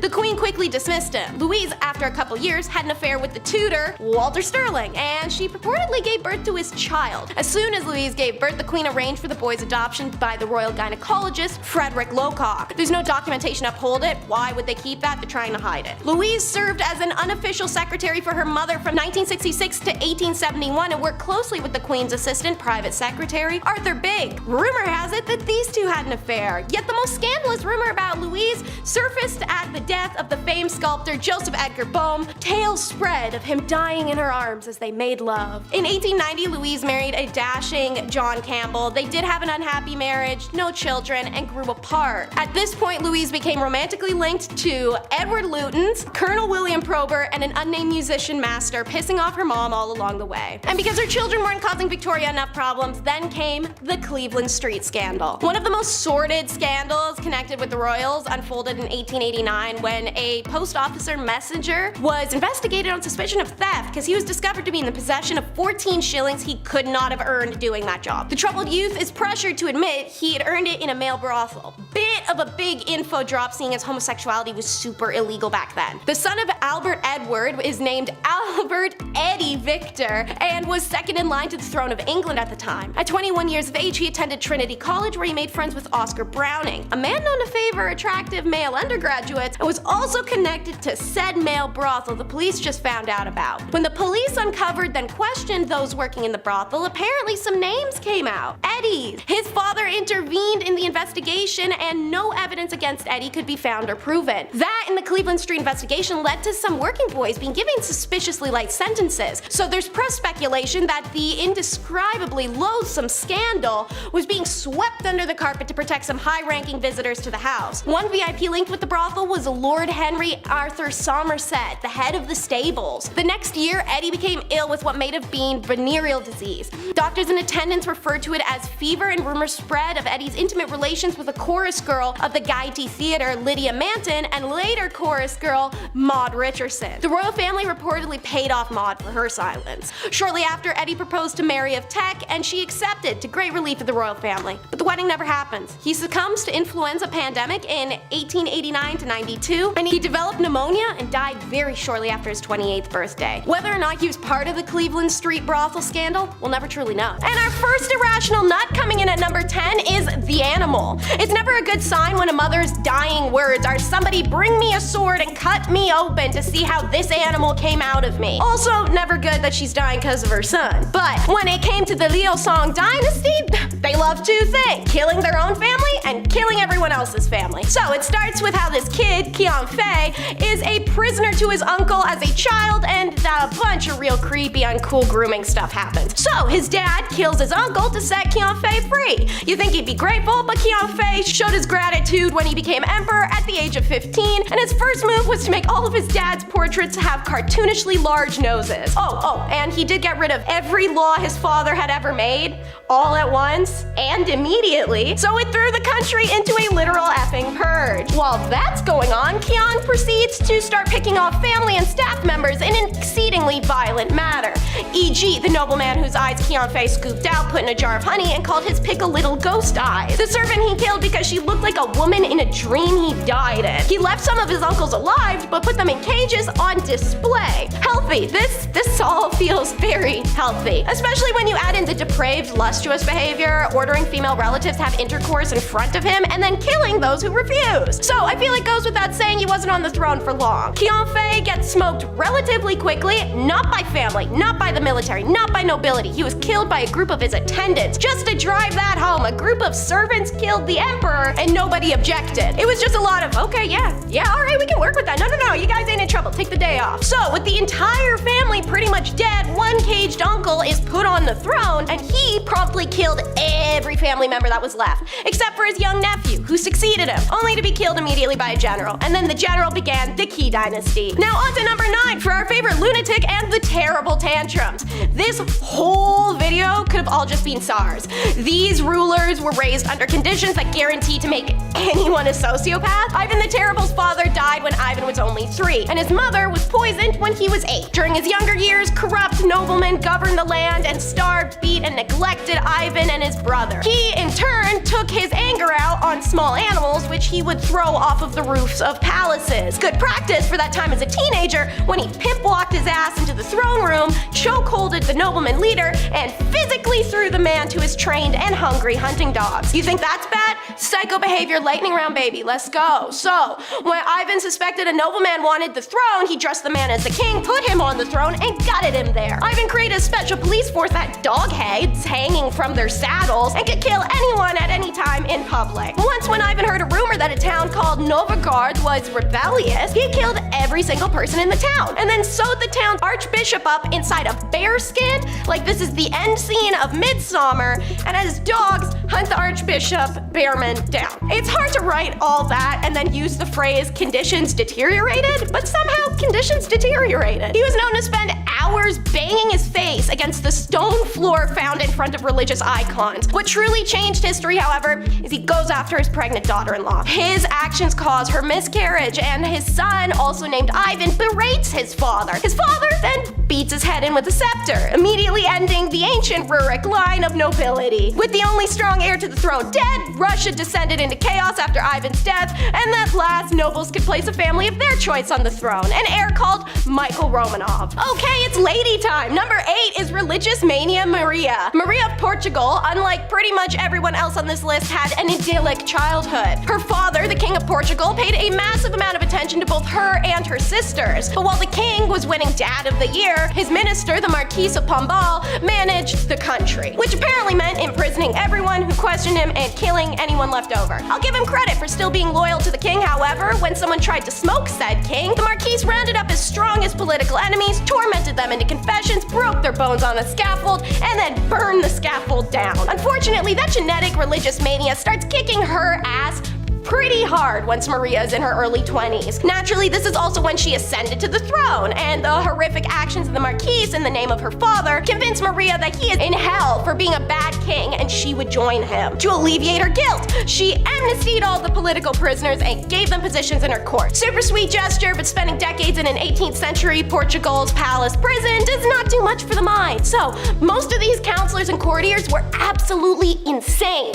When within the space of a year, her eldest son, her only living daughter, and her 2 closest ministers all died, Maria completely fell apart. Some days she would embrace the fact that she's already damned, talking in a unchaste manner. Some days she would pace the halls screaming. Her 26-year-old second son is made regent, but he was dead useless with no ability to reform an entire court of lunatics. Naturally, this meant the country was in no shape to meet Napoleon in 1807, so when he marched on him, the entire family fled to Brazil and Portugal became Napoleon's. Number 7 is how one man changed the line of succession for the psychologist's wife. Peter the Great was, in many ways, a wonderful sovereign. Passionately committed to both his country and his own education, he spent much of his imprisoned childhood learning army tactics and designing ships. As an adult, he toured Europe, learning about the latest advances in science so that he could bring them back to Russia. Peter the Great was pretty great, but like many with great intellect, he'd take it and his impatience with those who didn't understand it a little too far. When he was learning dentistry, he would practice on nobles without their consent. When a group of attendants were upset while watching the dissection of a corpse, he ordered them to walk up to the corpse and take a bite out of it. His childhood traumas also made him fanatical about loyalty, because Peter was the child of the former Tsar's second wife and had to watch the relatives of the first wife throw his family off a roof. Peter became so serious about this loyalty, he had his own son tormented to death for temporarily fleeing to Sweden. One person he trusted though was his wife, Catherine. Catherine was a Cinderella story that emerged from a horror movie. Eventually, she met the Tsar, who became enthralled with her, and Peter had fits of terror due to seeing his family being tossed off the roof as a kid, and during those fits, Catherine was was the only one who could soothe him. So, with his love of loyalty and pride in family, Peter decreed that the Tsar should be able to name his own successor, and that's exactly what Catherine was when Peter died. For number 6 is 2 for 1, a king and a queen. Let's call it the creation of Catherine. Hilariously, this couple's names were also Peter and Catherine, but unlike the previous set, who loved each other, these two were flighty nightmares. Peter was a bit delayed. With no parental contact and a crap upbringing, the dude developed into a creepy blend of child and sociopath. He didn't consummate the marriage to Catherine literally ever. This poor girl gets shipped from Germany to play toy soldiers in bed with him for 9 years. He also tormented animals in training a pack of hunting dogs by beating them and conducting military trials and hangings for the rats he found eating his toys. This guy's brain was so pea-sized that knowing the king liked watching fire, a minister set his own house alight to keep the king distracted while Catherine was giving birth to their definitely illegitimate child. While most crazy tsars kept their throne for illogically long, Peter got deposed pretty damn fast.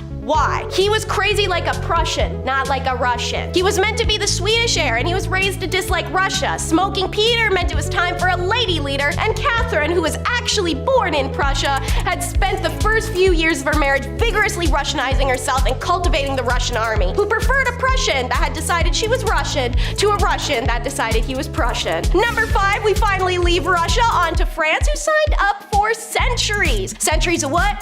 BS. You're in for a ride. So, Charles IV was the king for effing ever. During that time, a united, prosperous, and powerful country fell into civil war and chaos. Charles began having spells not too long after his brother thought it would be funny to light all the king's friends on fire while they're dressed as wild men, which for some reason incorporated tar. Charles became convinced he was made of glass and would shatter if he moved too quickly, so he would hardly move for hours on end. He became incoherent and paranoid. During these spells, Louis, his brother, became the de facto king. This made him a formidable opponent. Anyone who would make a move to weaken the Count of Valois would find a month or so later they were the enemy of the acting king of France. One night, John the Fearless, Duke of Burgundy, decided to put an end to Looney Lewis. He hired a group of conspirators to hack him to death in the street, which they did, but while still wearing their work uniforms like it's goddamn amateur hour. So it's not long before people found out exactly who killed Lewis, and the nation falls into civil war. John the Fearless went to the English for military support, which they happily gave him in exchange for land in France. Charles the Mad had to declare an English king the heir of France to help end the drama, but the treaty doesn't hold because of turmoil in English court, and it gives England and France an excuse to go to war for what?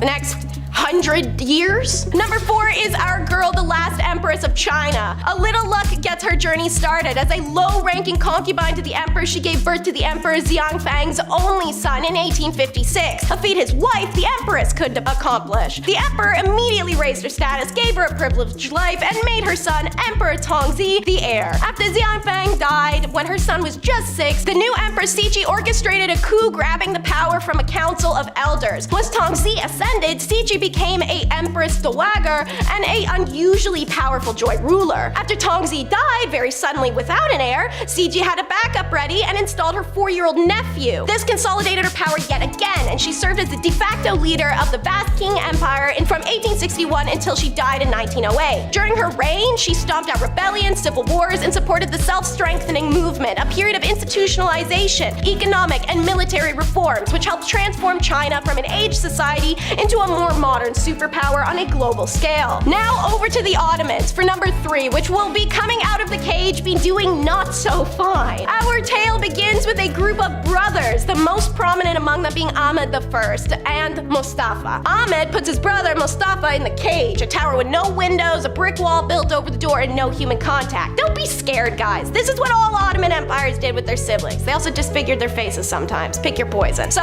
Ahmed craps out a few sons, then drops at the age of 28. So out of the cage Mustafa came, 14 years after being put into basically an above-ground pit. What could go wrong? Well, you could argue it's kinda odd. He walked around with 2 naked servant girls at all times, but the real problem was he had a habit of giving important positions to random people he met in life. Without a strong, organized central government, the empire started to crumble. Back in the cage you go, but with 2 women this time. He was replaced by Ahmed's oldest son, Osman. The young man might have made a decent ruler, but he banned drinking and smoking and intercourse in the army. Do I need to explain the problem? Anyways, they sentenced him to death via the boy crusher, which you can learn about in my video, the top 10 and brutal punishments from the Ottoman Empire. Out of the cage came Mustafa again, and at this point he had a habit of sitting and giggling to himself. In between giggle fits, he'd go around looking for his dead nephew, forgetting the man was dead, and when he was told he had other ones, he'd kill them. He also went back to his old tricks appointing random people to important positions, and the officials in the provinces were one step away from declaring themselves local king. Put a cap on thing, the Safavid Persian Empire attacked and grabbed what's now Iraq. Back into the cage Mustafa went. Still in the Ottoman Empire, number 2 is bankruptcy and a 2-decade war. Someone had to succeed the cage man, and that was what Murad IV did, one of the nephews that Mustafa hadn't killed. Maybe because the dude was ruthless. His last act before dying was ordering the death of his last surviving brother. He had nothing against Ibrahim, but he simply believed that their line was cursed by madness and needed to be annihilated. Sadly for 279 women, as you'll learn, Ibrahim's mother successfully pleads for his life. Ibrahim spends his entire life in the cage with only occasional contact with people. He came out with what can be tactfully described as a lust for life. Made frantic by years of deprivation, he acquired everything like an animal, including 280 concubines in a harem. One day, he saw a cow's hoo-ha and had a cask made of it and circulated it through the empire for a woman that matched. When he found her, she became his favorite concubine and he named her Sugar Lump. Sugar didn't care for competition, so she told the psychotically jealous Ibrahim that one of the other women in the harem was unfaithful, but only she didn't know which one. Ibrahim's answer was having all 280 tied up in sacks and thrown into the Bosphorus River. Only one survived when her sack came undone and she was taking aboard a French freighter bound for Paris. What finally did Ibrahim in was fanatically acquiring all the gold and jewels he could, pulling from temples and threatening ministers. Then